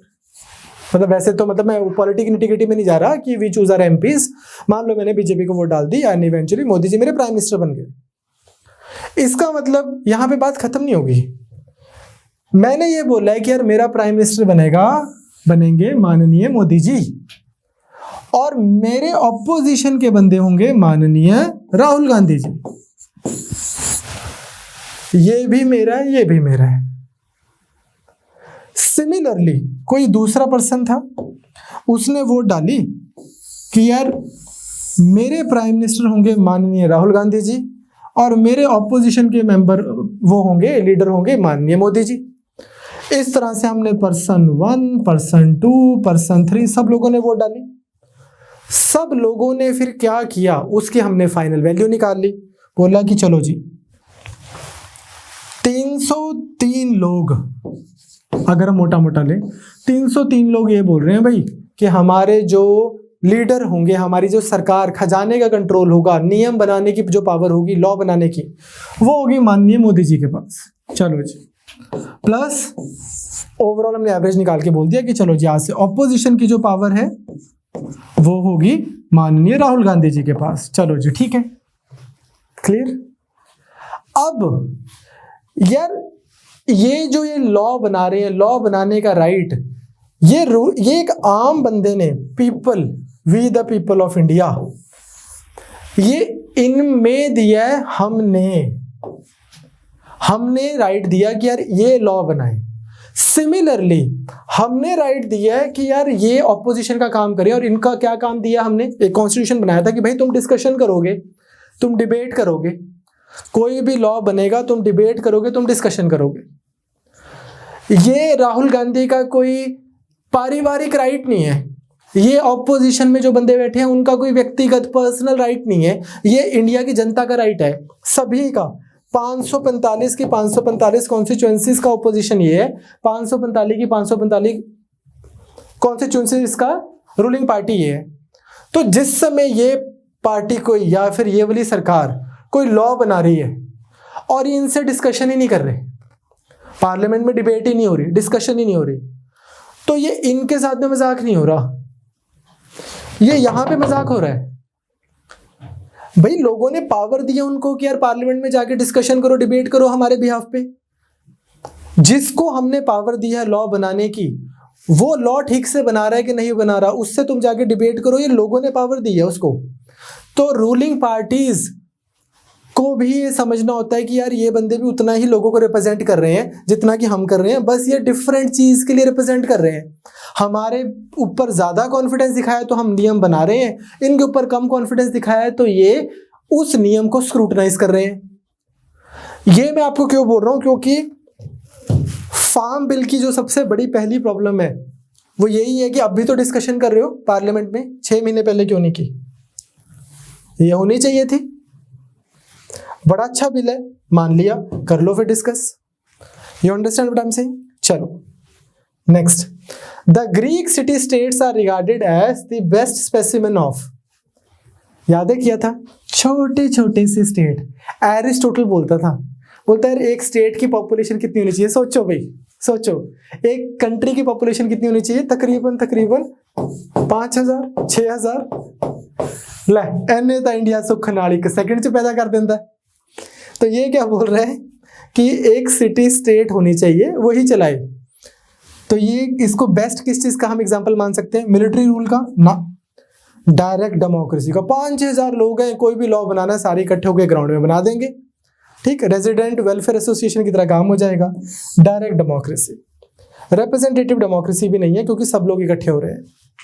Next, which one of the following conditions was not associated with the state of nature as expounded by Locke? Locke की बात हो रही है, अब हॉब्स की बहुत बात हो गई। ये बंदा हॉब्स से थोड़ा सहमत नहीं था, बोलता वीरे स्टेट ऑफ नेचर दे विच ਇਹ ਤਾਂ मैं मानता भी यार प्रॉब्लम ਸੀਗੀ, पर यार तू तो बंदे ਨੂੰ नास्टी ब्रूटिश सेल्फिश पता नहीं की कुछ कहता। बंदे में यार प्रॉब्लम भी थी, बंदा कोऑपरेट भी करता था, कभी कभार कंफ्यूजन हो जाती थी। इस वजह से फिर सोचा कि यार एक बॉडी बना देते हैं लेजिस्लेटिव, एक बॉडी बना देते हैं एग्जीक्यूटिव, और एक बॉडी बना देते हैं एडजुडिकेटिव, और इस तरह से स्टेट बनी है। कोऑपरेशन एंड कॉन्फ्लिक्ट दोनों चलते थे साथ साथ में। बंदा इतना भी बुरा नहीं है। इसको ऐसे लग रहा है लॉक को? तो ये बोल रहा है कि state of nature was a state of peace, mutual assistance and cooperation. Very good. There were natural rights of life, liberty and property. मैंने बोला था ना कि लॉक प्रॉपर्टी भी इंट्रोड्यूस करेगा। तीसरा, the prevalence of natural law, वो तो है ही, स्टेट ऑफ नेचर में नेचुरल लॉ तो थे ही। There was continuous fear and danger of violence ना, ये नहीं, इस बात से सहमत, वो हॉब्स बोलता है। तो आंसर हो गया D. Which one of the following is wrong as per Rousseau's general will theory? ठीक। Individuals freedom consist in acting in conformity with the general will, बिल्कुल सही है। एक आम बंदे के लिए बेस्ट क्या है कि वो जनरल विल के हिसाब से ही चले। जनरल विल क्या थी? सब लोगों की रियल विल को अगर हम मिला लें। General will is the will of the masses, yes. General will is supreme, inalienable and indivisible, okay. General will is always good, just and right. इसमें इसका आंसर होगा सी।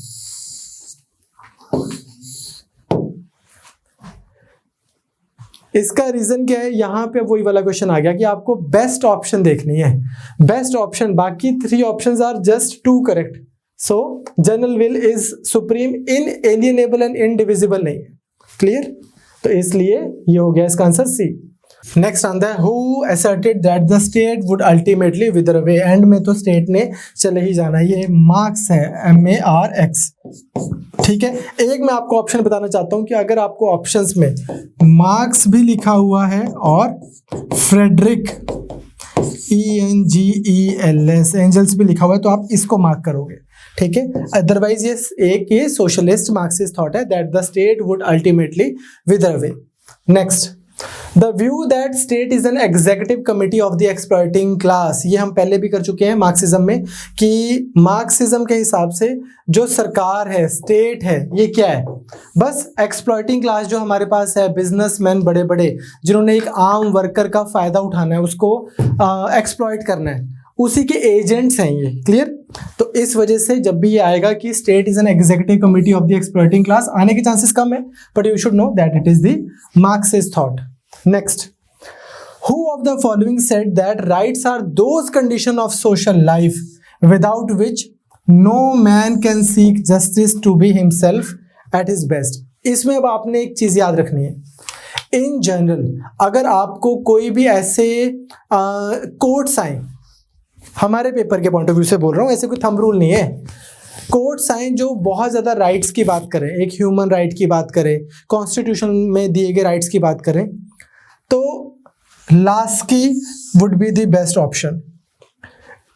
इसका रीज़न है, पुराने जो सेंचुरीज के 16, 17, 16 सेंचुरी के जो थिंकर्स हैं, उन्होंने एज सच राइट्स के ऊपर बहुत ज़्यादा नहीं बोला, ठीक, बोला है पिछले 100 सालों में। उसमें ये काफ़ी ज़्यादा इंपॉर्टेंट थिंकर है, अगर आपके पेपर में आए, मैंने इनके 6-7 कोट्स दिए हैं आज, तो आपको याद रखना है कि rights are those condition of social life, Nehru के बहुत अच्छे फ्रेंड थे ये, without which no man can seek in general to be himself at his best. जब तक बंदे के पास राइट्स ही नहीं है, वो क्या कर लेगा।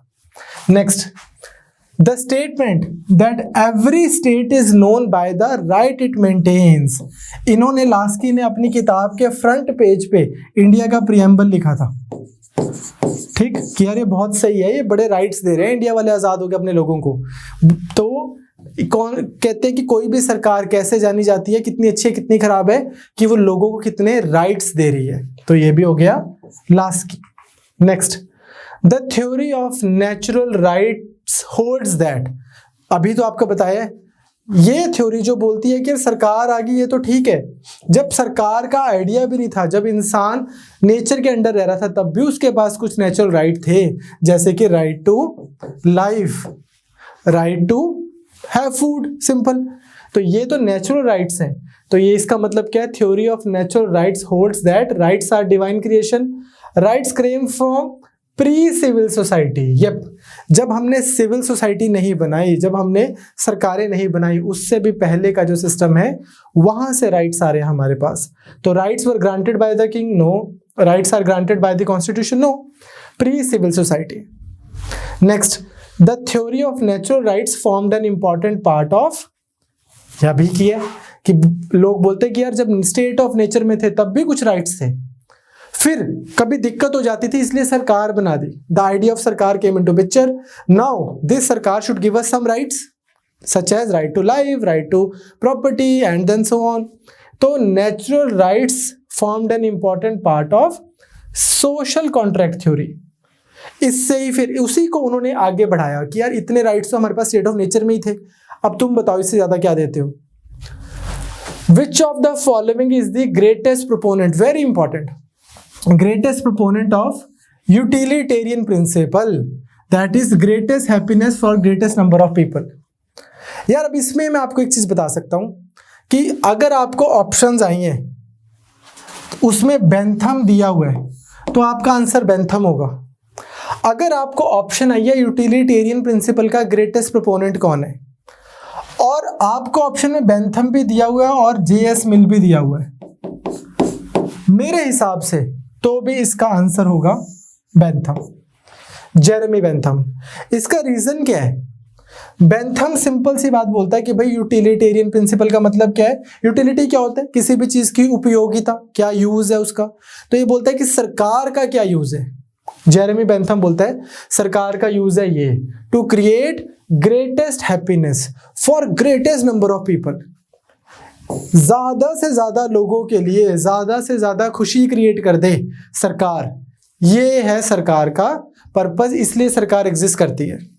अब इसके बड़े सारे क्रिटिसिज्म्स हैं, जैसे कि यार मान लो ये लगा लो 90 लोग बहुत खुश है, 90 लोग 10 लोग बहुत ही दुखी हैं किसी कंट्री में, 10 लोग मरे जा रहे हैं माइनॉरिटी, ठीक, और 90 लोग बहुत खुश हैं। बेंथम के हिसाब से तो सरकार बढ़िया कर रही है, देखो भाई greatest happiness for greatest number of people, तो इसका आइडिया इंक्लूसिव नहीं है। दूसरी चीज, इसके हिसाब से, जेरेमी बेंथम के हिसाब से, चाहे आपने कोक स्टूडियो का गाना सुना, चाहे आपने कोक मारा, चाहे आप कहीं हिमालयाज में घूमने गए, आपने जो मर्जी किया, हैप्पीनेस का मतलब होता है भाई हैप्पीनेस। ये क्या बोलता है, मैंने क्यों आपको बोल रहा हूं कि जेएस मिल के ऊपर आप बेंथम मार्क करना, इसलिए क्योंकि ये बोलता है कि push pin is as pleasurable as poetry. मतलब पुष्पिन क्या है, बच्चों की गेम होती है, छोटे बच्चे खेलते हैं पुष्पिन। कहता है कि यार पुष्पिन भी हैप्पीनेस दे रही है और शेक्सपियर बहुत सही पोएट्री कर रहा है, वो भी हैप्पीनेस दे रही है। हम ये सब नहीं बोल रहे कि यार ये ज़्यादा हाई लेवल की है, ये कम लेवल की हैप्पीनेस है, वो हायर लेवल की हैप्पीनेस है। तो जेएस मिल आके ना यहाँ पे इसका क्रिटिसिज्म करता है, और बात भी सही है यार। आप लोगों को मैं बोलूँ बारबेक्यू नेशन खाना खिलाने लेके चलता हूँ, आप खुश हो जाओगे। वही मैं आपको बोलूँ आपका पीसीएस पेपर क्लियर हो जाएगा। अब दो सोचो, दो खुशियों को कंपेयर थोड़ी कर सकते हैं। तो जेएस मिल ने आके इसमें क्वालिटी वाला एस्पेक्ट ऐड किया था। इसने simple greatest happiness of greatest number of people बोला था। तो बेंथम जो कि जेएस मिल दा चाचा टाइप भी सीखा, मतलब जेएस मिल दा फादर सीखा, बड्डा मिल ओदा फ्रेंड सीखा बेंथम, ताही करके जेएस मिल इन्ना बड्डा। One of the reasons why JS mill was such a strong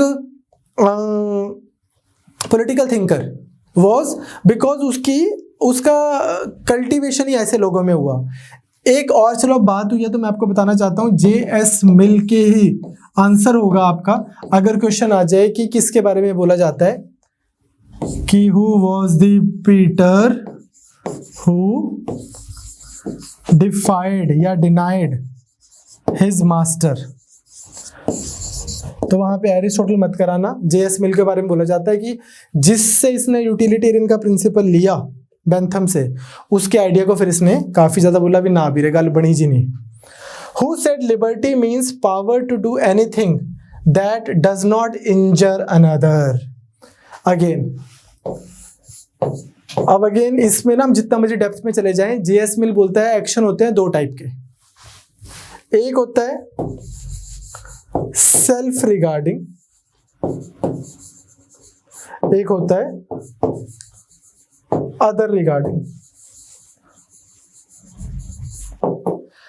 JS Mill के हिसाब से क्या होना चाहिए कि सरकार को ना कम से कम बैन लगाने चाहिए। सरकार को बैन नहीं लगाने चाहिए किसी चीज पे, लोगों ने जो करना है सरकार को फ्रीडम देनी चाहिए।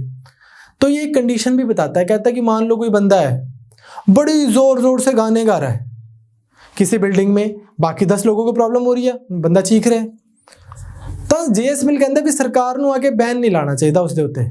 ਜਿਹੜਾ समाज है, ਜਿਹੜੇ ਲੋਕੀ ਨੇ ਉੱਥੇ ਦੇ, ਉਹਨਾਂ ਨੂੰ ਇਕੱਠੇ ਹੋ ਕੇ ਜਾਣਾ ਚਾਹੀਦਾ ਜੇ ਉਹਦੇ ਬੰਦੇ ਕੋਲ ਵੀ ਯਾਰ ਸੁਣ ਬਈ ਤੂੰ ਬਹੁਤ ਜ਼ੋਰ ਕੇ ਗਾਣੇ ਚਲਾਉਂਦਾ ਹੈ, ਸਾਨੂੰ ਸਾਰਿਆਂ ਨੂੰ ਹੈ ਪ੍ਰੋਬਲਮ, ਆਹ ਦੇਖ ਅਸੀਂ ਸਾਹਮਣੇ ਲੋਹੜੀ ਸੈਲੀਬ੍ਰੇਟ ਕਰਨ ਲੱਗੇ ਆ ਤੇਰੇ ਘਰ ਦੇ ਮੂਹਰੇ, ਤੈਨੂੰ ਨਹੀਂ ਸੱਦਣਾ ਸੀ, all of us will have fun, we are not going to invite you. Society उस बंदे को नकार दे, जो बंदा जो है जो लोगों के लिए प्रॉब्लम क्रिएट कर रहा है, सोसाइटी नकारे पर स्टेट ना नकारे। उससे क्या होगा, कहते हैं उससे freedom of speech and expression पे ताले नहीं लगेंगे। तो उसी तरह से फिर ये ना एक आइडिया देता है, कहता है कि ह्यूमन एक्शंस पे ही इन जनरल बैन नहीं लगना चाहिए। मान लो कोई जिदा एक स्टोरी है ना भी जोड़ा बंदा जो कर रहे हो करे, तुसी उन्होंने ना हटाओ, तुसी उहदे खिलाफ तुसी कुछ कर लो। फॉर एग्जांपल कहते हैं कि भी एक बार एक लड़का होता है, एक लड़की के घर के बाहर धरने देके बैठ जाता है, सिंगू बॉर्डर पे जैसे बैठे अपने वाले, अपने तो सही बैठे हैं, मतलब सही दिन राइट स्पिरिट में बैठे हैं, मजाक कर रहा हूँ। एक लड़का एक लड़की के घर के बाहर धरने देके बैठ जाता है, कहता जे ने मेरा ਵਿਆਹ ना किया मैं नहीं उठता इथों। ਹੁਣ जेएस मिलते हिसाब ਨਾਲ ਆਪਾਂ ਕੀ ਕਰਨਾ ਹੈ, ਉਹਨੂੰ ਹਟਾਣਾ ਨਹੀਂ ਹੈਗਾ ਉੱਥੋਂ, ਉਹਦੇ ਨਾਲ ਤੁਸੀਂ ਕੁੜੀ ਬਿਠਾ ਦਿਓ ਯਾਰ ਜੇ ਮੁੰਡਾ ਮੇਰੇ ਨਾਲ ਵਿਆਹ नहीं करता मैं भी नहीं फिर इथों हटना। You know what I am saying? JS Mill के हिसाब से ऐसे आपने काम करना है। लेकिन अदर रिगार्डिंग जो एक्शन है बंदे के, बंदा यार अब गाने सुन रहा है यार, सुने जोर से, उसने चीखना है, चीखे, गाए, खाए पिए जो मर्जी करे। अब लेकिन ये बोलता है कि आप किन चीजों के ऊपर थोड़ा सा आप रिस्ट्रेन कर सकते हो जिनसे बाकी लोगों को प्रॉब्लम हो, बाकी लोगों को इंजरी हो। इसके लिए वो देता है हार्म प्रिंसिपल, जिससे बाकी लोगों को तकलीफ हो। हार्म प्रिंसिपल वही वाले एक्शन पे आप लगाओ बंदिश। अब हार्म प्रिंसिपल में बिल्कुल क्लैरिटी है कि भी फिजिकल हार्म की बात हो रही है। हुण तुसीं कह दोगे सर किसी दे वर्ड्स इन्ने पावरफुल हो सकते हैं भी साडे दिल ते इन्नी चोट पहुंच जाए, तो बोलता है ये कुछ नहीं हो रहा, अपना दिल तगड़ा करो, शाबाश, ठीक है। मतलब बाकी मैं आपको तो डिटेल में पढ़ा नहीं सकता, पर हार्म प्रिंसिपल एसेंशियली मीन्स कि फिजिकल हार्म वगैरह का हो रहा है तो आप सरकार बैन लगाए, otherwise people should have freedom. So who said that liberty means power to do anything that does not injure another? JS Mill. चले आगे। Who said liberty is the eager maintenance of that atmosphere in which men have the opportunity to be at their best selves? Liberty उसको बोलते हैं जब बंदा अपने आप को बेस्ट कर सके, उसको बेस्ट एजुकेशन मिल रही है, बेस्ट हेल्थ मिल रही है, सरकार जब पूरा उसको आके सपोर्ट दे रही है, फिर इंसान लाइफ में क्या कुछ अचीव कर सकता है। लिबर्टी तो हम उसको मानते हैं, ये नहीं कि सरकार बोल रही है भाई पूरी फ्रीडम है, जो मर्जी करो, ना साइड तो कुछ मंगो, ना से इंटरफेयर कर दे। So liberty is being ensured by the interference of the state and not by the passive nature of the state. Laski clear, याद रखना है, Laski wants state to interfere in a positive manner. Who said liberty is the absence of restraints? कह रहा है यार ये कुछ नहीं है, बस सरकार नहीं हैगी, कोई बंदिशा नहीं लगिया हुई हैं, तो that is liberty, negative liberty जिसको हमने बोला था। सीले, SEELAY, ये आपने रट्टे लगा लेना अभी मेरे साथ साथ में। Liberty is primarily the absence of restraints. Who of the following said political liberty in the absence of economic liberty is a myth? Job नहीं है, पैसे नहीं है, एजुकेशन नहीं है, कोई जॉब अपॉर्चुनिटीज नहीं है, और पॉलिटिकल लिबर्टी है जी मेरे पास, वोट भी डाल सकता हूं, चुनाव भी लड़ सकता हूं। मिथ है ये लिबर्टी। कौन बोलता है political liberty in the absence of economic liberty is a myth? Last की सरकार आके लोगों को कैपेसिटी बिल्ड करे। Liberty and equality are not contradictory but complementary to each other. Again कि लिबर्टी से ही इक्वालिटी आएगी, इक्वालिटी से ही लिबर्टी आएगी। They are not contradictory but complementary to each other. Last की चले आगे। Who of the following laid stress on the positive aspects? अब आपको मेरा पॉइंट क्या था कि मैं कुछ थिंकर्स उठाऊं, लेकिन उस पे अगर आपको एमसीक्यू आए तो आपका पक्का ठीक हो। तो इक्वालिटी लिबर्टी से रिलेटेड इसके आने के सबसे ज्यादा चांसेस हैं। Who of the following laid stress on the positive aspect of liberty? Positive liberty भी आपको समझ आ गया क्या होता है। क्या होता है जब सरकार आपके लिए कुछ कर रही है, सरकार आपके लिए अपॉर्चुनिटीज क्रिएट कर रही है। Who has defined liberty by saying freedom is not absence of restraints but rather the substitution of rational ones for the irrational ones? सीले बोल रहा है कि यार सरकार कोई लोगों के ऊपर बंदिश ना लगाए, बस ये होगी लिबर्टी। लास्ट की बोल रहा है ना, सरकार आके लोगों की सपोर्ट करे, ये होगी लिबर्टी, पॉजिटिव लिबर्टी। और एक तीसरा बंदा जिसका नाम है मैककेनी,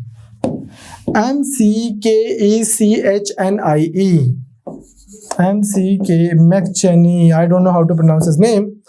ये क्या बोलता है, कहता है कि यार ऐसा नहीं है, लिबर्टी क्या है कि बंदे के ऊपर बहुत सारी बेतुकी बंदिशें लगी हुई हैं, वो बेतुकी बंदिशें हटा दी जाएं और सिस्टमैटिक बंदिशें लगा दी जाएं, वो जो है ना वो है लिबर्टी। मतलब क्या है, ये देखो ये है ट्रैफिक सिग्नल, सरकार के ना होने से मेरे पास पूरी लिबर्टी है, मैं यहां से गाड़ी ले जाऊं, वो यहां से ले आए, वो यहां से ले जाए, वो यहां से ले जाए, पूरी लिबर्टी है। लेकिन इससे तो फिर एक्सीडेंट्स ही होंगे। अब इसका ऑपोजिट क्या है कि सरकार एक काम क्या कर दे, सारा टाइम यहाँ पे बंदे खड़े हुए हैं, बस किसी को जाने ही नहीं दे रहे। अब ये टू मच सरकार होगी। इसके बजाय यहाँ पे मैंने क्या कर दिया, एक रीजनेबल सी ट्रैफिक लाइट्स लगा दी।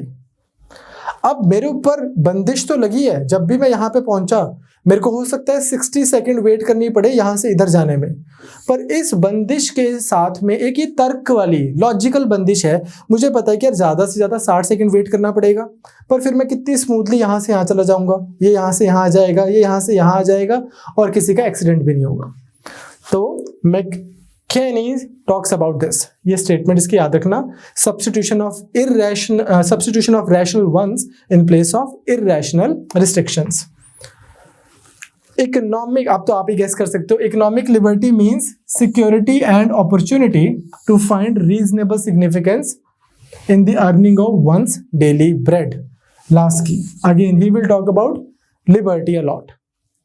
Next important statement, the passion for equality makes vain the hope for liberty. Lord Acton, इनकी स्टेटमेंट है ये, द स्क्रीनशॉट ले लो चाहे आप, अगर आपको याद रखना है इसको। The passion for equality makes vain the hope for liberty. और इन्हीं की एक और स्टेटमेंट है, कौन सी? Power corrupts absolute power corrupts absolutely. Power corrupts, absolute power corrupts absolutely, ये भी लॉर्ड एक्टन की स्टेटमेंट है, इंपॉर्टेंट पेपर में आ सकती है। Who is the author of on liberty? किसने लिखा होगा? इसका आंसर है जे.एस. मिल। इनके एसेज हैं ऑन लिबर्टी, ये याद रखना, इसका आंसर है जे.एस. मिल। नेक्स्ट ये सुनो भाई, अब अगेन कभी आप बेस की क्लासेस होंगी तो आपको कराएंगे ये सब कुछ। जे.एस. मिल क्या बोलता है? कहता है कि मान लो सारी दुनिया को एक चीज लग रही है और एक बंदे को दूसरी चीज लग रही है, ये सारी दुनिया मिलकर इसको चुप करा दे, इसको इसकी बात ही ना रखने दी जाए, ये उतना ही बुरा है जितना कि मान लो ये अकेला बंदा डिक्टेटर होता और इसको एक चीज लग रही होती, सारी दुनिया को दूसरी चीज लग रही होती और ये अकेला सबको चुप करा देता। ये बोलता है कि यार बंदे को जो बोलना उसको बोलने दो, freedom of speech and expression होनी चाहिए। या तो ये अपनी बात बोलेगा, तुम अपनी बात बोल लो, या तो आज ये एनलाइटन हो जाएगा या आप एनलाइटन हो जाओगे, और इसी तरह से तो सोसाइटीज आगे बढ़ती हैं। तो जे.एस. मिल के हिसाब से if all mankind minus one were of one opinion and only one person was of the contradictory opinion, then it wouldn't be justified to silent that person. Clear? It would be as if इसका opposite हो जाता। Next, where is written that men are born free and continue to be free and equal in respect of their rights? कहां पे लिखा है? French declaration, men are born free. French, उसकी Trinity क्या है? रेवोल्यूशन इसकी डेक्लेरेशन की, liberty, equality and fraternity.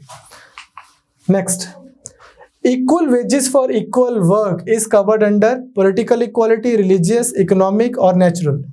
Economic, equal wages for equal work. Who of the following said liberty and equality are not in conflict or even separate but are different facets of the same ideal? ये question हम कर चुके हैं। दो statements हैं, अगर आपने answer लिखना होता तो दोनों का सेम होता, पर एग्जैक्टली सेम स्टेटमेंट है। किसने बोला ये? लास्की ने, कि लिबर्टी और इक्वालिटी में आप कॉन्फ्लिक्ट ही मत समझो। अगेन आप ये समझो ना कि यार जब हम सरकार इक्वालिटी लेके आना चाहेगी, सरकार लोगों पे टैक्स लगाएगी, लोगों की बराबरी करना है सरकार ने, तो बंदे को लगेगा मेरे पास तो कोई लिबर्टी ही नहीं रही यार, मैं काम ही नहीं कर सकता, सरकार टैक्स से पैसे ले जाती है। जब सरकार लिबर्टी देती है पूरी, तो फिर लोगों को लगता है ये तो यार प्राइवेटाइजेशन कर दी, अब तो कोई इक्वालिटी ही नहीं रही। तो यूजुअली लिबर्टी और इक्वालिटी को बड़ा नॉन रिकंसाइलेबल सा तरीके से आइडियाज की तरह देखा गया। यहाँ पे ये बोलता है कि ऐसा नहीं है, but in fact same facets of the different facets of the same ideal है। Which one of the following is not true about Marxian concept of justice? Karl Marx. State ensures justice to the rich, ये बोलता है कि यार सरकार बस अमीरा दी है, बिल्कुल सही बात है। Judicial system protected the rich, judiciary भी अमीरा दी हुई रही है, बिल्कुल सही है। Poor had no chances to get justice, ये भी सही है, गरीब बंदे का कोई नहीं है। मार्क्स लास्ट क्या बोलता है? The poor could possibly gate justice in capitalist system, बिल्कुल भी नहीं। तभी तो ये बोलता है वर्कर्स ऑफ द वर्ल्ड, एक स्टेटमेंट मार्क्स की याद रखना, workers of the world unite, you have nothing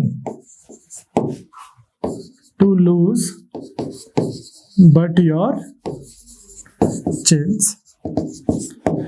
कहता है वर्कर्स तुम्हारे पास है ही क्या लूज करने के लिए, अपनी बेड़ियां, इकट्ठे हो जाओ और ये कैपिटलिस्ट सिस्टम को ध्वस्त कर दो। क्लियर? ऐसा उसको लगता है, मार्क्स को लगता है।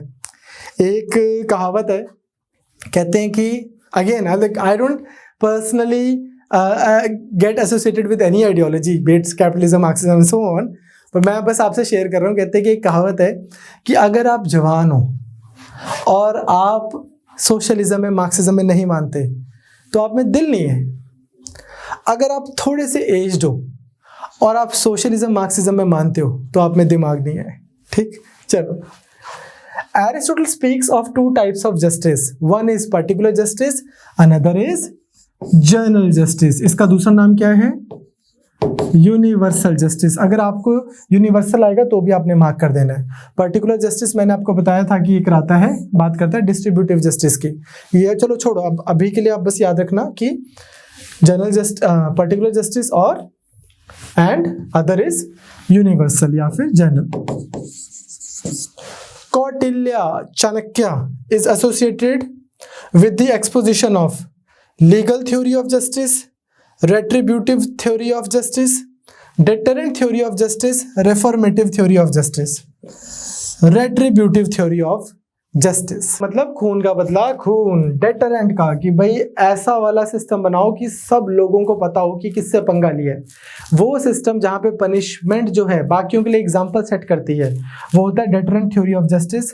रेफर्मेटिव जहाँ पे लोगों का सुधार करते हो आप, hate the sin not the sinner, तो इसका आंसर होगा कौटिल्य। तो बड़ा क्लियर था इस मामले में, साम दाम दंड भेद, set an example so that people act well with you, state के लॉज को माने। तो deterrent theory of justice clear, एक अच्छा लीगल सिस्टम दिया था उसने कि इस तरह से इन्वेस्टिगेशन होनी चाहिए एंड ऑल दैट। मेरे हिसाब से to the best of my knowledge इसका आंसर होना चाहिए C, deterrent theory of justice. Which theory of justice is based on the principle kill the sin and not the sinner? Reformative, पाप से घृणा करो पापी से नहीं, रिफॉर्म किया जाए, है ना, इसलिए इनको बोलते हैं reformative theory of justice. In which book Plato elaborated his theories?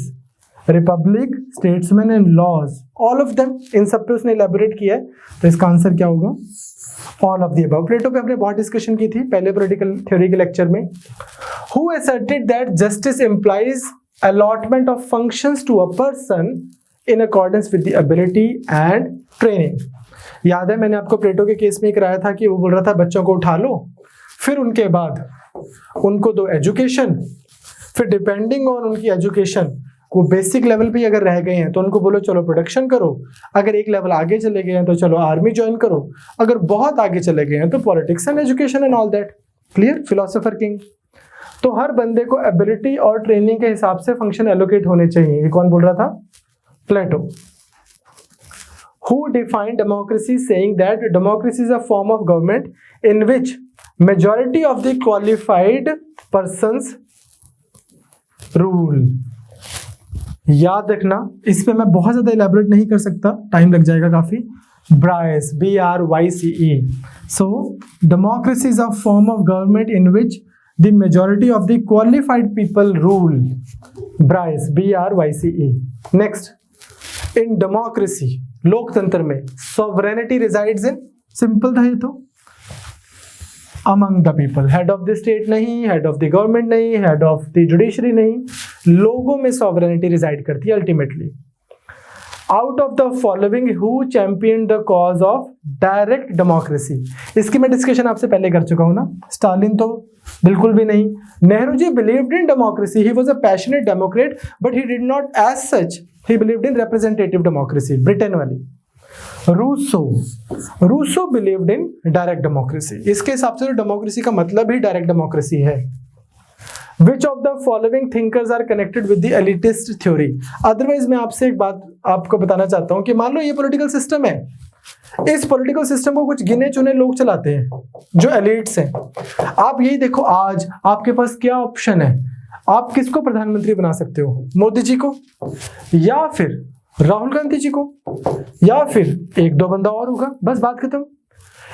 140 crore के आसपास के लोगों में आपके पास ये दो नहीं तो तीन ऑप्शंस हैं, खींच के वो भी, वैसे तो दो ही हैं। ये क्या है? ये कैसी डेमोक्रेसी है? ये कैसा सिस्टम है?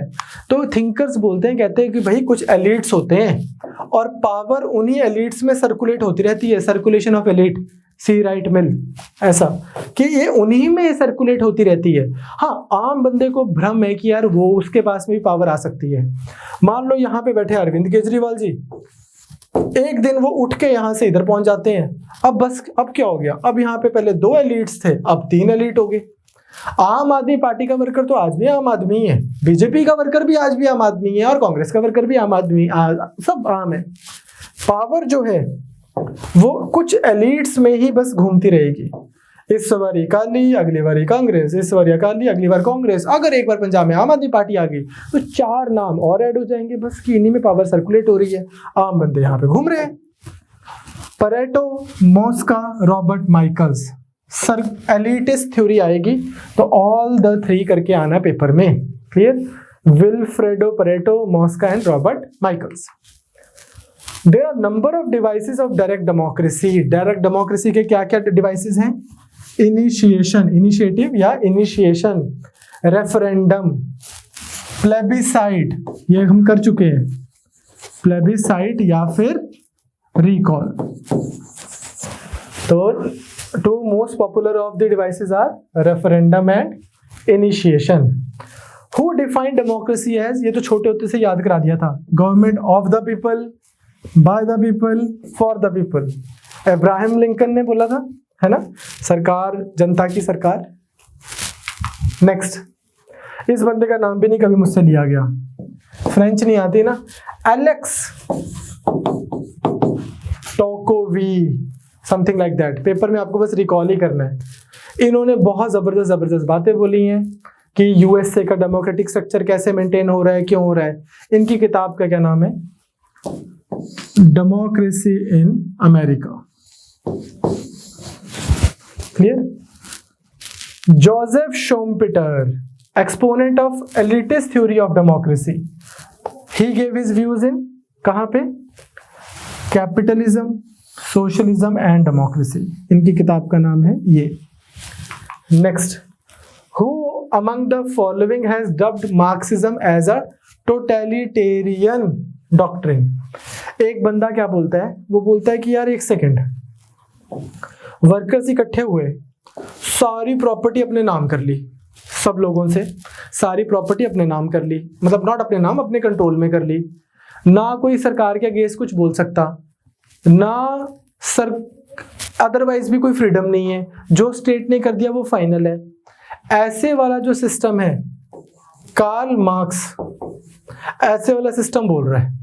मार्क्स का काफी स्ट्रॉन्ग क्रिटिसिज्म करता है एक बंदा, और वो प्लेटो का भी क्रिटिसिज्म करता है। इनफैक्ट फॉर दैट मैटर वो बोलता है कि this whole socialist system, communism, अपने आप में बहुत ज्यादा टोटलिटेरियन स्टेट बना देता है। जैसे चाइना में लोगों के पास में कहता है कि देखो जैसे क्या सिस्टम बना हुआ है, या रशिया में।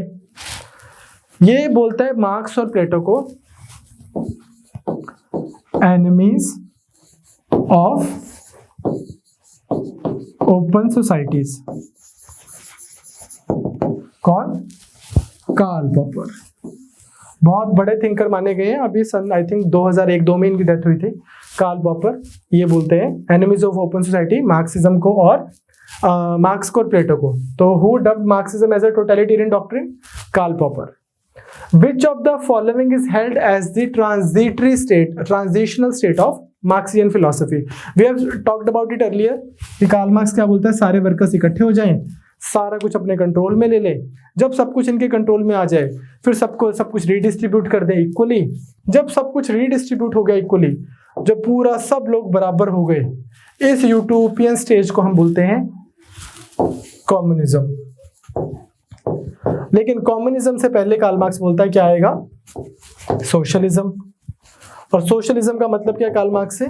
कि जब वर्कर्स की सरकार है, उनके पास मींस ऑफ प्रोडक्शन का कंट्रोल है, इकोनॉमी का कंट्रोल, पॉलिटिकल कंट्रोल वर्कर्स के पास है, उसको बोलता है socialist system. In the words of Woodrow Wilson, तो ट्रांजिशनल स्टेज मार्क्सियन फिलॉसफी में क्या है? Socialist state. In the words of Woodrow Wilson, World War I was fought to make world safe for democracy. Clear?